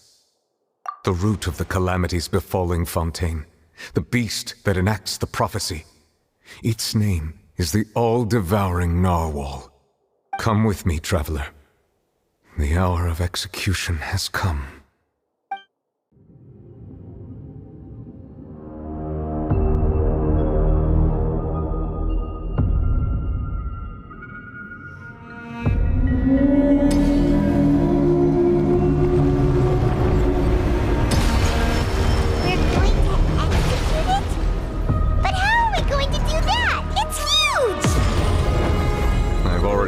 Best to separate the power of the primordial sea from the wave.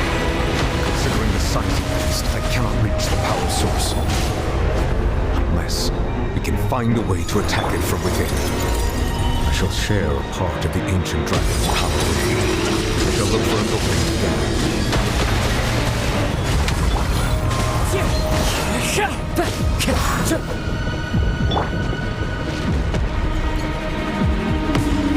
I can feel its sorrow turning into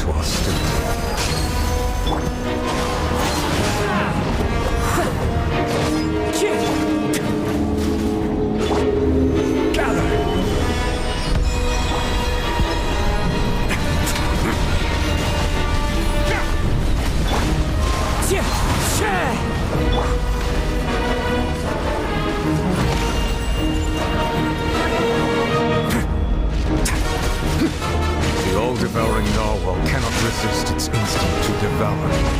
Continue to trigger its hostility. Chance will present itself.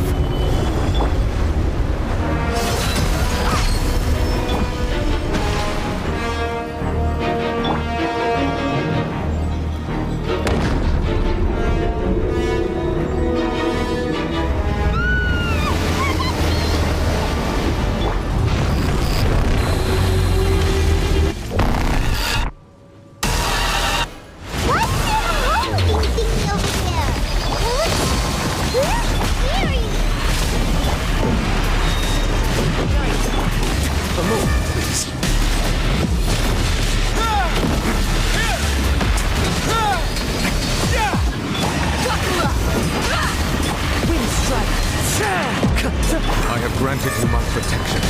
Do not fear. Seize the moment and use my power to suppress its root from within.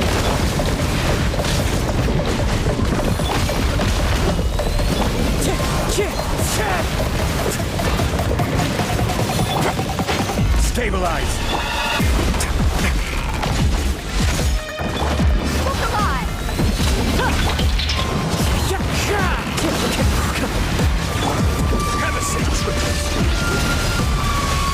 Order guide you. Gather. Wind strike.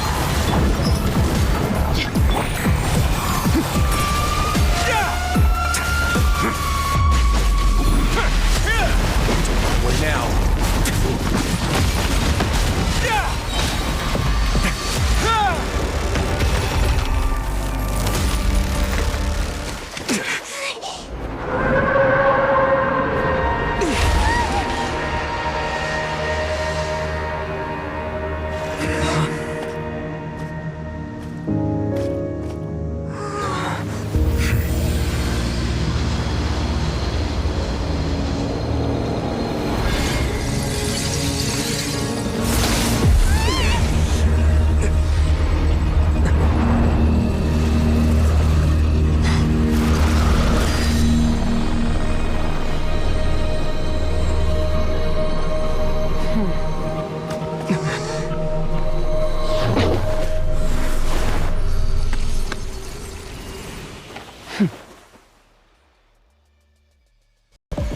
Thanks for helping with the cleanup.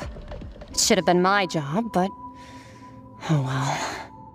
It was just supposed to be a short private training session for me. I didn't think that my disciple and my master's pet would start brawling in the meantime. Well, actually, I had a feeling that it would happen at some point, but they bumped into one another earlier than I thought. What a blunder. I suppose I'll have to swing my sword 3 million times as penance. That power. Who are you exactly? Paimon has an idea. From what she said earlier, she must be Child's master. Skirk, right? It's just that he gave us the impression that she was the less talkative person. I simply did not have anything to say to the weak. But you, on the other hand, managed to defeat the all-devouring narwhal without using power from beyond this world. So you may speak to me as equals. I have to agree. It's a strange use of a planet's primordial waters just to raise an all-devouring narwhal. That kind of power is wasted on it. It's not cooperative. It eats too much. And I have more important things to do with my time than pet sitting. The only thing that creature has going for it is its looks. All in all, it fails as a pet. Miss Skirk? I think you might have missed the point. The point being? Well, being that this pet almost destroyed an entire nation. So what sort of person is your master? Well, Child's master's master. Wait, is that right? Oh, right. So you don't know him. Sorry, I assumed you did. His name is Sertologi. Huh? I am unfamiliar with that name. Huh. So Master isn't sufficiently famous. How should I describe him then? Have you heard of the name The Fowl? The Fowl? Still nothing? Well, how about the visionary? Vetterfulnir, then? Or Gold Rhine-daughter? Ooh, that one we've heard! Rhine-daughter's part of the Hexen Circle. She's Albedo's mom, right? Oh, so you do know that name. To be honest, I also heard all of those names and titles from my master. I don't actually know them either. But I suppose you understand now, yes? My master is likely a similar sort to Rhine-daughter. They are both pursuing some form of perfection. Wait! Didn't you also mention a visionary person? Paimon didn't quite catch their name. Actually, never mind that. I believe it expedient to inform you that the all-devouring narwhal used up nearly all its strength fighting you. Such roiling hydro energies will prove difficult for the planet's deep seas to digest.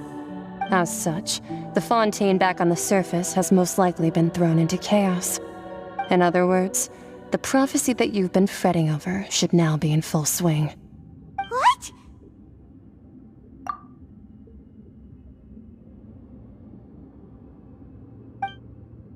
Not to worry.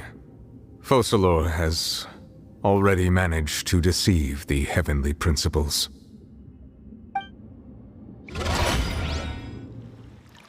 In the end, the people will all be dissolved into the waters, and only Farina will remain, weeping on her throne.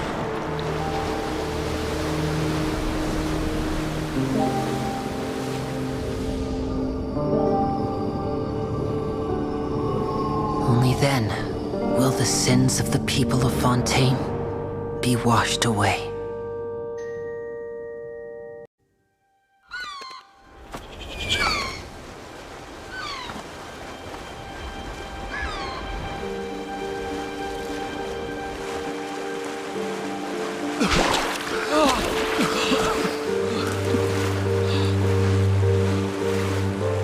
Hey!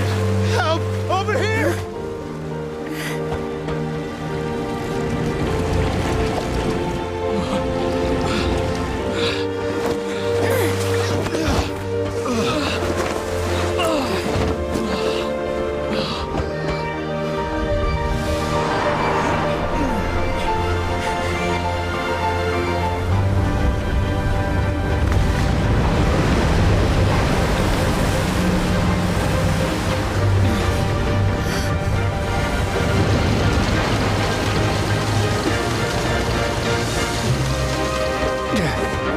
All hands, initiate emergency rescue!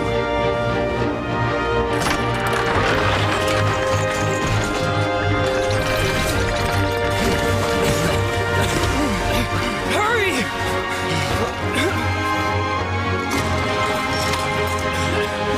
Hey, lend a hand!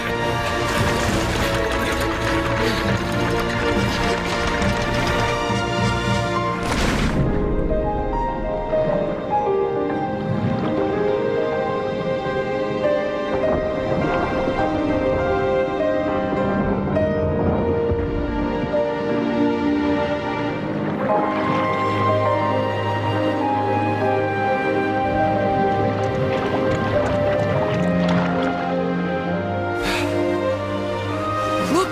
The water's receding!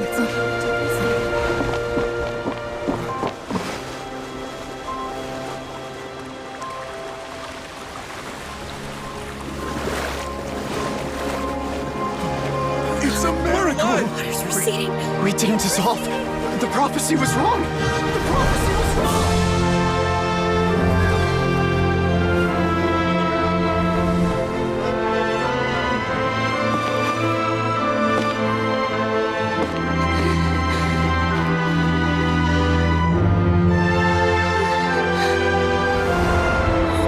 Are you alright? Yeah. We're saved. The prophecy was wrong.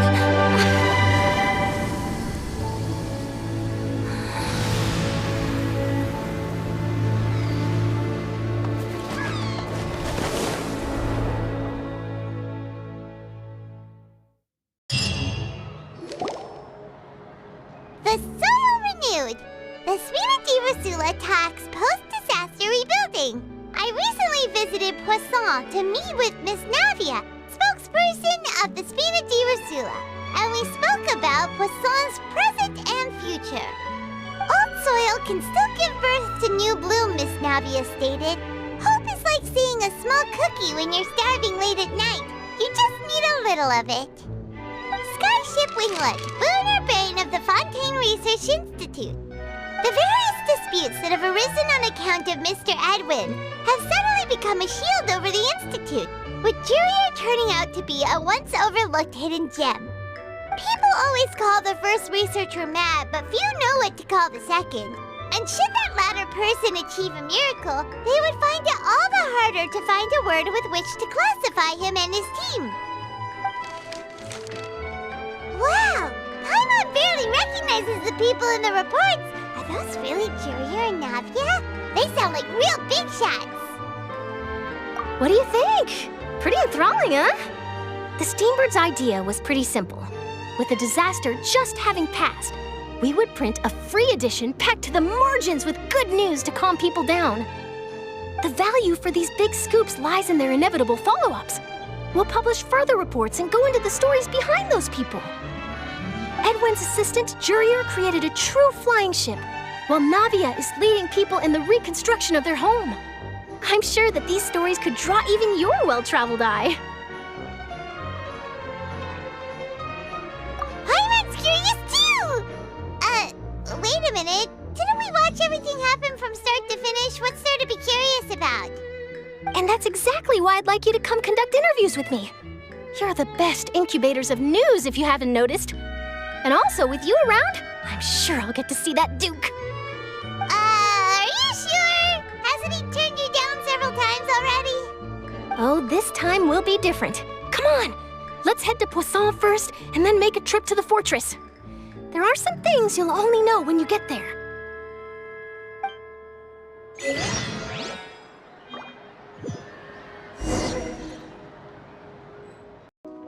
Navia!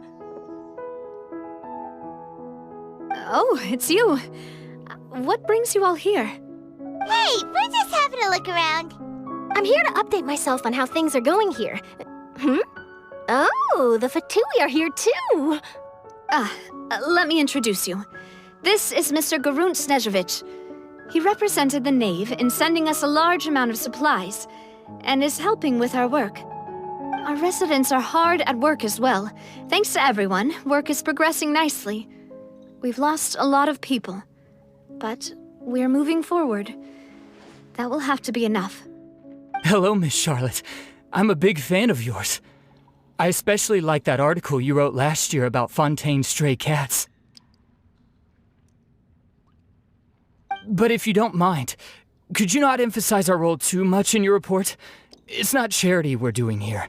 We just happen to share the same interests as the Spina. I get where you're coming from. I'll keep it as simple as possible. Or would you be willing to feature as friendly neighbors? That would be fine. Thanks. Oh, you're back too. How are things? We finished laying down the construction materials. It'll be another hour before the workers are able to go over there. Huh? You're here too, Clorand? Well, her reputation's greatly risen after that whole duel business with Miss Farina, so she's here in Poisson to wait out the heat. All right. She really came here to help me out. There's too much to consider in the reconstruction of Poisson. The Spina has need of more decision-makers. And, well, I do already happen to be connected to Mr. Callis. Oh, wait just a moment. Do you mind me asking a few questions? You know, about how you felt before the duel, about what it was like facing down a god. There's lots of exciting material there, I bet. Forget it. I'm sure you can find a better theme than that, Miss Charlotte. I see you're the same as always. Couldn't you do me a favor, for Navia's sake? Well, if we're talking about doing things for my sake, you might as well just take a few more photos of me. Or of the Traveler. It's better than wasting time persuading Clorand, at any rate. Of course I will. I'm not gonna let him off that easy. All right, then everyone who wants to be in the photo, gather up. And smile.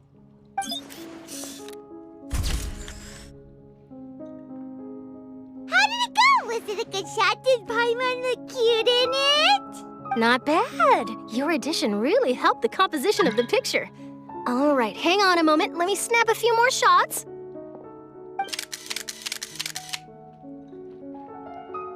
All right, that should do it. I'll be back here later anyway, so let's call it a day. You're very quick. Speed is of the essence when it comes to the news, and freshness is the key. Also, not to brag, but I'm pretty good at building connections. Who knows? I might eventually get that interview with you after all, Miss Clarand. Wow, you really do have that never say die spirit. I'm impressed.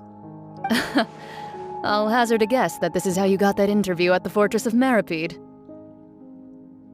Whoa, you're well informed. Let me make a guess too. I asked Sijuin who told Monsieur Nervillet, and he told you, right?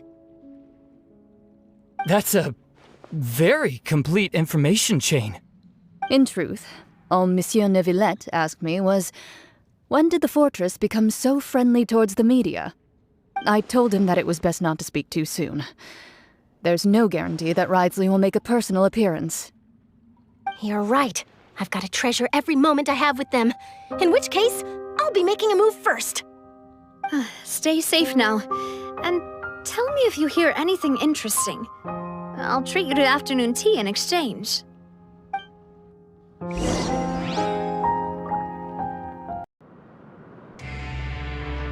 Wow, guess we're here again, huh?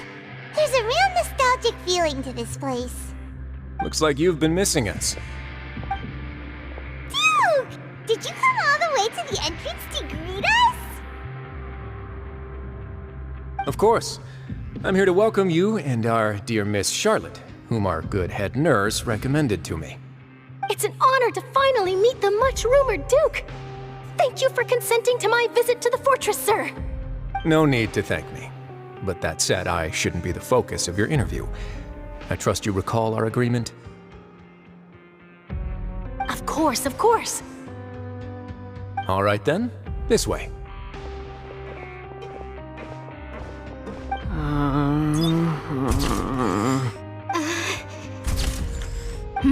Hey, no need to be so nervous.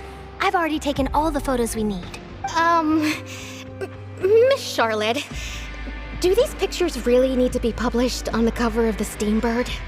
It would seem that Miss Lorvine doesn't want her face to appear beside that of Mr. Jurier, Sir, please don't say things like that. But it looks like dear Mr. Jurier denies it. Might this interview be very important to you then? No, I just... This is my first time being interviewed, and I'm very thankful to the Steambird for... Now, I might not look it, but I actually did meet Mr. Edwin once. And I'll be honest, I enjoyed chatting with you more. You've definitely got more of that genius vibe going on. The boat that brought about a miracle, the ark that saved the people. Why, you recreated a myth back there, like an emissary of legend. Still, if I might ask, where's that flying ship now? Huh! Looks like Charlotte's trying to get herself another exclusive scoop. I have to apologize, but that ship is presently in the bowels of our factory. I'm afraid it won't be easy for you to get a shot of it. Really? Well, then in that case, could I have an interview with you to make up for that loss? You already know my answer, I'm afraid. Best you interview our head nurse instead. Or perhaps you'd like to take another photo of this couple of researchers? Did you really have to use the word couple? Well, then, 2 solo photos will do. Is my hair messed up? Please, someone help me have a look. Things sure are getting pretty lively here. We've seen this kind of thing before. Oh, seems like everyone's here. Would any of you like to try this new drink I came up with? Ah, Sijuin. Hey, Miss Charlotte. Why don't you, take some pretty photos of our head nurse? Sure. Come on, Miss Sijuin, over this way. Let's find a brighter spot. Huh? Sure. Do I have to smile? So, how have things been at the fortress? Same old, as you can see. Fontaine's undergone some changes, but this place is still more or less the same. Other than that flying ship, it got a tad too much attention, I think. That's why I decided to let the interview go through. We should direct more public opinions toward the behind-the-scenes heroes. Am I right, Mr. Jerrier? Miss Lurvine? You're too kind, sir. I believe that you too should have your day in the sun. Not that you would want that, just pity. I'll just leave the spotlight to you two.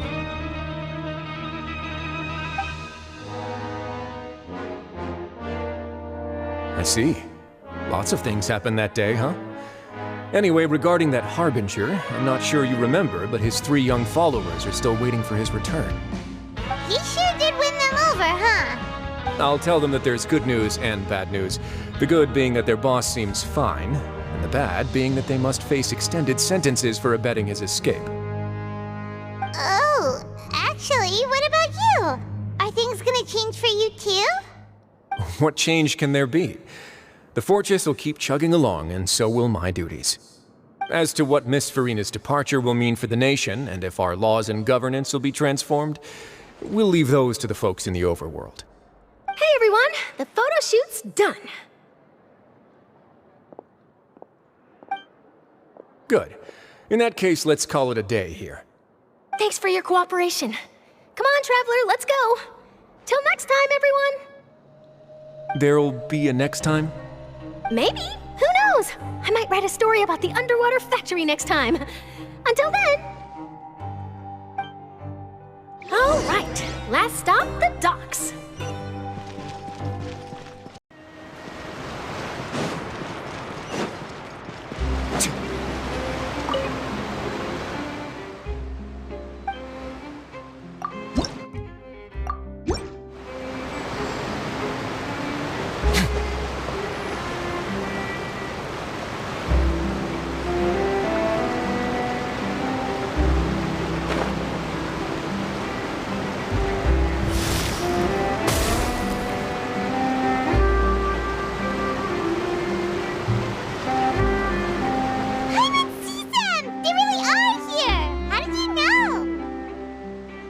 Navia mentioned that she stayed in touch with Linny and the others after working together.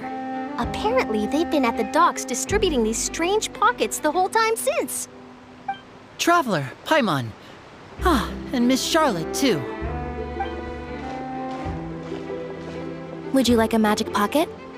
What sort of gadget is it? It's a wondrous bag that can be used to carry many things. The water level has returned to normal, but if you see any of your things floating around, you can use this to carry them. Or you could trick a friend into doing it for you. Trick a friend? I wonder which of my friends would fall for that.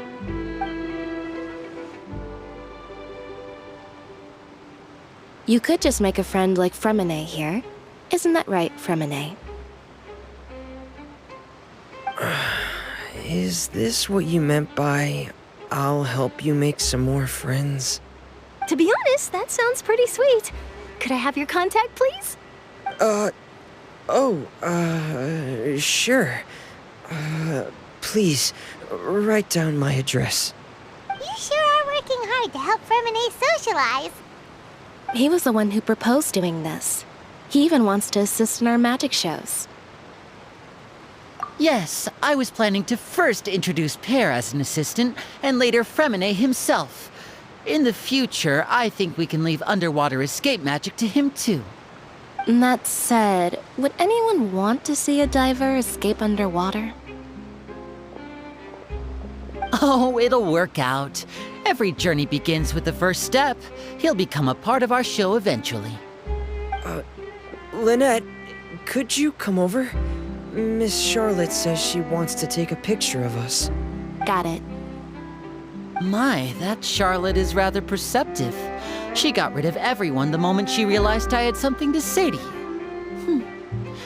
So, how have things been, Traveler? Father says that you did a great deal during the latest events. She's very grateful for your contributions to Fontaine. That's all right. We were more than happy to help. So, what's she doing now? Oh, I guess you haven't heard. Well... After Lady Farina left, Father and Monsieur Nervillet opened negotiations, during which he gave Fontaine's gnosis to her as a diplomatic gift. A diplomatic gift? A gnosis? Yes, I was quite surprised at first myself. But when I thought it over, there were actually a number of things going for it. It could have been done as an apology for the incident with Lord Child, or as thanks for his help in tying the all-devouring narwhal down. Furthermore, Father did also lend significant aid to Fontaine and Poisson. Well, that's true, but this is a gnosis we're talking about. Doesn't this seem a bit irresponsible? I would agree, but I've also heard that it seems that Monsieur Nervillet has had a significant change of heart regarding the matter. So there's some reason for this that only Nervillet knows about? I suspect you'll have to ask him about that yourself. Yes, speaking of which, I did see him strolling around the entrance to the fortress of Meripede a while back. Isn't he real busy and stuff? Paimon didn't think he'd have the time for that. But back to the topic. The gnosis was given to the knave, right? What about Child? They say that he's returned to Snezhnaya to recover from his wounds. I hear that the recent disaster really did a number on his health. That's true. When you think about it, we've had loads of run-ins with the Fatui. To think we'd be allied with them this time. So shocked by such a simple switching of sides?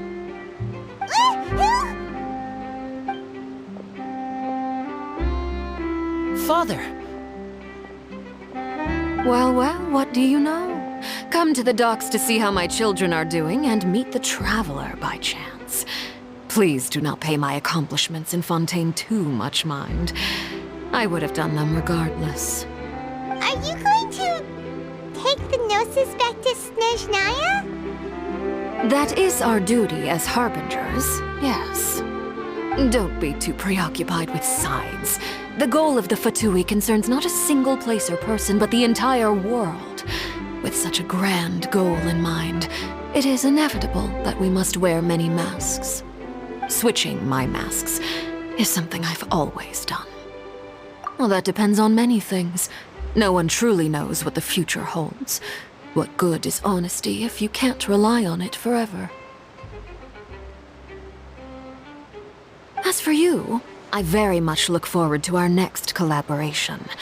Good things cannot be achieved alone, and you've proved yourselves to be great partners. A vision? All right. I'll remember to return it. Thank you for keeping it safe for him this entire time. And that's a wrap for me. Huh? You're... Greetings, Miss Journalist. Hello. If I'm not mistaken, there are diplomatic channels I'll need to report to take a photo of you. That is correct. So forgive me, but I will not be able to serve as a subject in your article. However, feel free to write as much as you'd like about our dear magicians and our upcoming rookie talent. I will. The sea breeze is quite pleasant. I shall continue my walk while the weather remains so agreeable. Farewell. Farewell, Father. Oh, she has such an intimidating presence. I didn't even dare to take a picture. Thankfully, I've already wrapped up all my pre-scheduled interviews. Thank you all. This'll be more than enough for me to write about, I'm sure. Don't be too nervous. Why don't you take a magic pocket before you go? Here, Traveler, Paimon, you take one too. To move things about? That's right. Funny. I was giving out magic pockets when we first met too. And what do you know? I'm doing the exact same thing right now. So many things have happened, but the pockets are still the pockets. I guess this must be life. We will all follow our own paths, and serendipity will lead you to your fated friends. All right then. We'll be handing out pockets in some other districts later, so we'll get going now. Have a good day, you two. Well, guess we sent Charlotte, huh? Shall we go see how Neverlette's doing? As long as he's not so busy that he doesn't have time to chat anyway.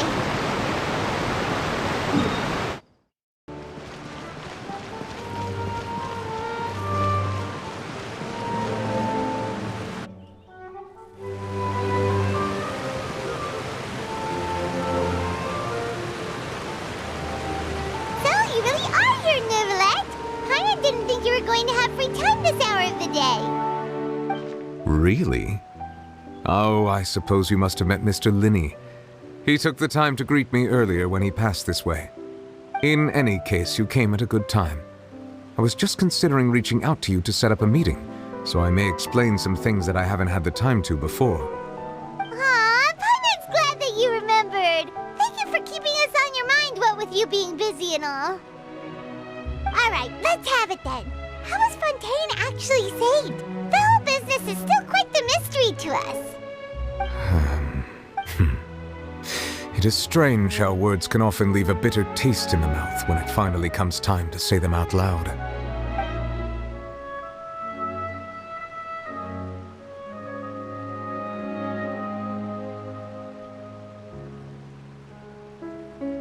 Whoa. So that's what happened? Focalor destroyed the divine throne of the Hydro Archon and restored your power to you, transforming you into a fully fledged elemental dragon sovereign. But Paimon still doesn't quite get what you did to save the Fontainians from dissolving. For me, the authority of the ancient dragons refers to absolute control over the hydro element.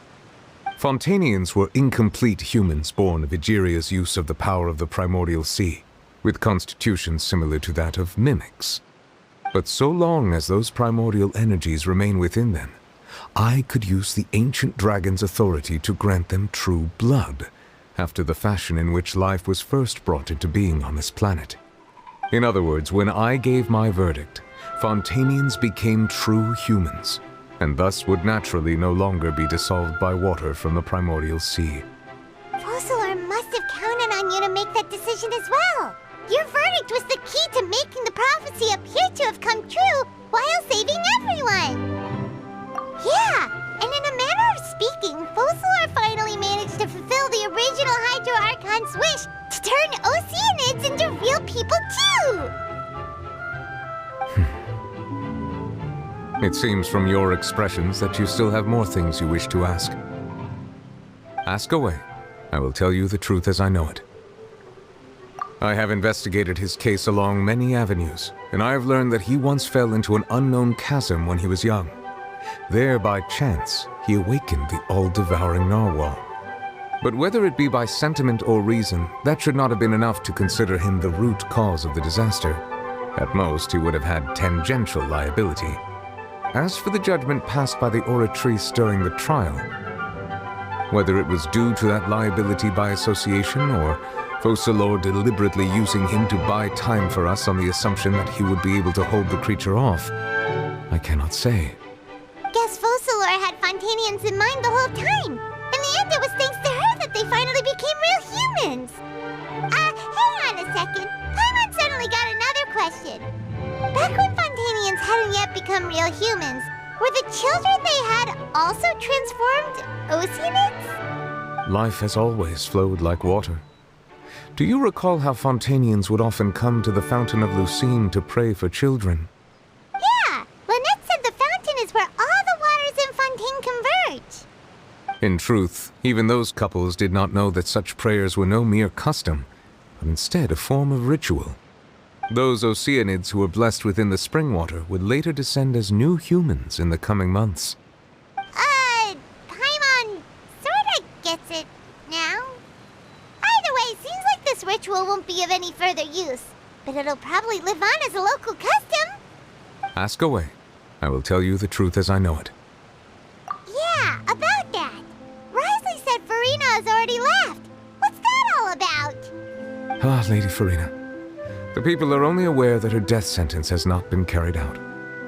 She abdicated the post of Hydro Archon and left affairs related to that title to me, before leaving the Opera House. I related Focalor's words to her faithfully and completely, After hearing them, she seemed neither saddened nor comforted. She simply said that she was tired and needed to rest. Having said that, she then packed her things and moved out of the opera house, not unlike how an ordinary person might. But she's still got a place to stay, right? You need not worry. I will make arrangements to ensure that she will not want for food, clothing, board, or travel. In truth, I am somewhat happy for her. The wear and tear on her spirit will, of course, take time to heal. But now that she no longer has to play the role of Focalor the Hydro Archon, she can finally lay down her burdens and lead a normal life. What about you then? What are your plans now that you've regained your full powers as the Hydro Dragon? After Focalor passed on, the Oratrice also ceased to function.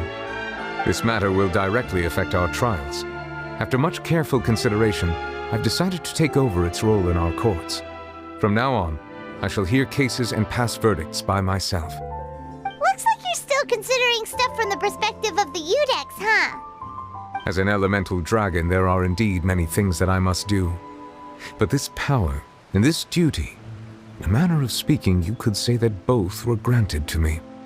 As such, before I attend to my other responsibilities, I must first and foremost continue to serve Fontaine as its highest judge. The duty of the Hydro Sovereign and the duty of the Udex shall coexist within my person. Additionally, the Hydro Archon's departure has brought about another problem, which is that the Opera House shall no longer produce indemnitium. That's true. That power was derived from the people's faith in the Hydro Archon, wasn't it? Wait, but the various mechs and machines in the city are all still okay. Where are they getting their energy from? As I am now, I have full command over New Musia, and it can serve as a complete substitute. Another reason why I cannot quite leave Fontaine immediately. Wow. This ancient dragon's authority stuff is really quite useful, huh? Ask away. I will tell you the truth as I know it. Oh, that's right! They say you've given it to the knave as a diplomatic gift or something! Leaving aside their intentionality, the two Fatui Harbingers have indeed done much for us during this crisis. Their sole remaining goal in Fontaine, at least at this point, would seem to be the Gnosis. The Oratrice has ceased to function. The Hydro Archon's divine throne is now no more, and I do not need the Gnosis's power. As such, it has lost all meaning for Fontaine.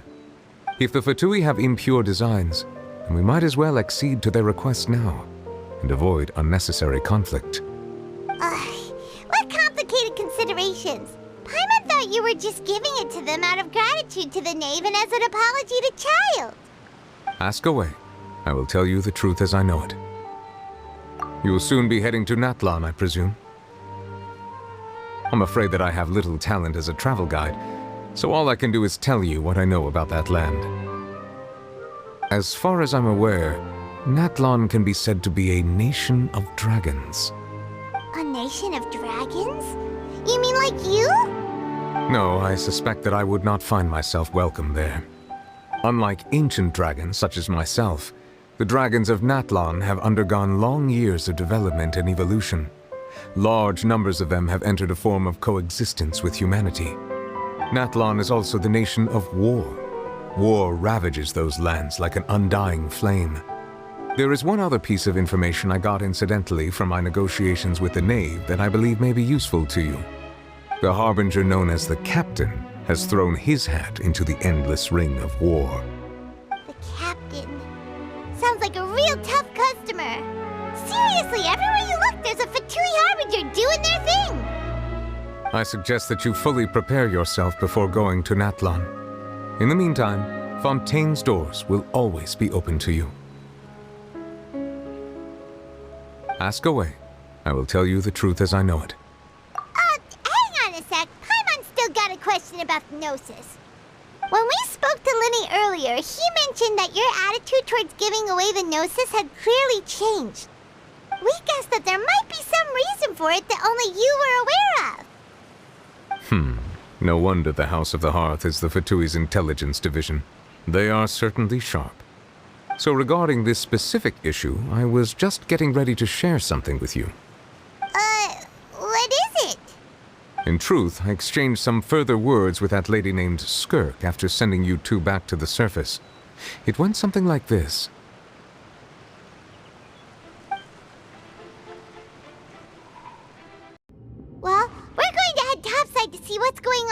You hurry over soon as well, all right, Nervalet?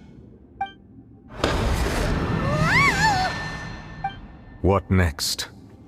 The all-devouring narwhal isn't here, so I'm no longer getting any interference. I can finally catch the scent of your power, what it's made of. It is the authority of the planet's primordial dragons, but with something very similar to a god's curse mixed in. It's quite a novel blend. I'm sure I've encountered something like this before. What was it again? I do not know what you speak of. Of course. How could I forget? You should have the remains of the third descender on your person, yes? Remains? I've never heard of any such thing. According to your parlance, I believe it may be called a gnosis. Well, that much is true. After Focalor's divinity faded, she handed her gnosis to me. But I fear I have never heard of it described in the manner that you just did. I've been training with my master, the Fowl, ever since I was young, and I have never returned to the surface since. So most of the information I possess, I got from him. It is only natural for those who are greater than humanity to possess a different sort of common sense, which is why there are so many problems in our attempts to communicate with humans. Regardless, you should probably get rid of objects of misfortune to prevent any disasters from befalling you. To live in itself is a blessing. But once a person dies, the bonds he once had with this world shall all turn to curses. What do you mean by that? No need to fret. These are just my personal thoughts, and my reason for no longer wishing to return to the surface. This third descender you refer to, who are they? And when did they die? Master never mentioned them to me. Perhaps it just wasn't that important for me to know. If you're interested, though, I could ask him. I'll be sure to pass the answer on to you next time. Next time? You believe we will meet again? I do. Wait. I have a disciple of my own, don't I? He can be the messenger then? That's what she told me.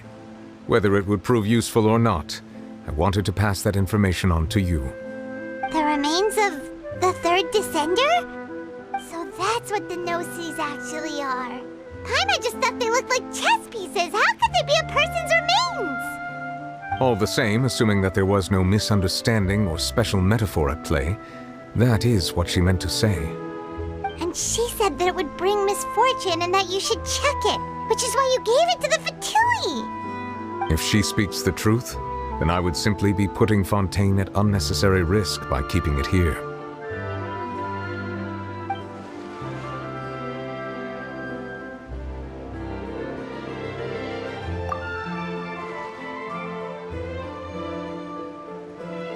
I guessed that you might already be familiar with this concept, but I did not expect you to be one of them.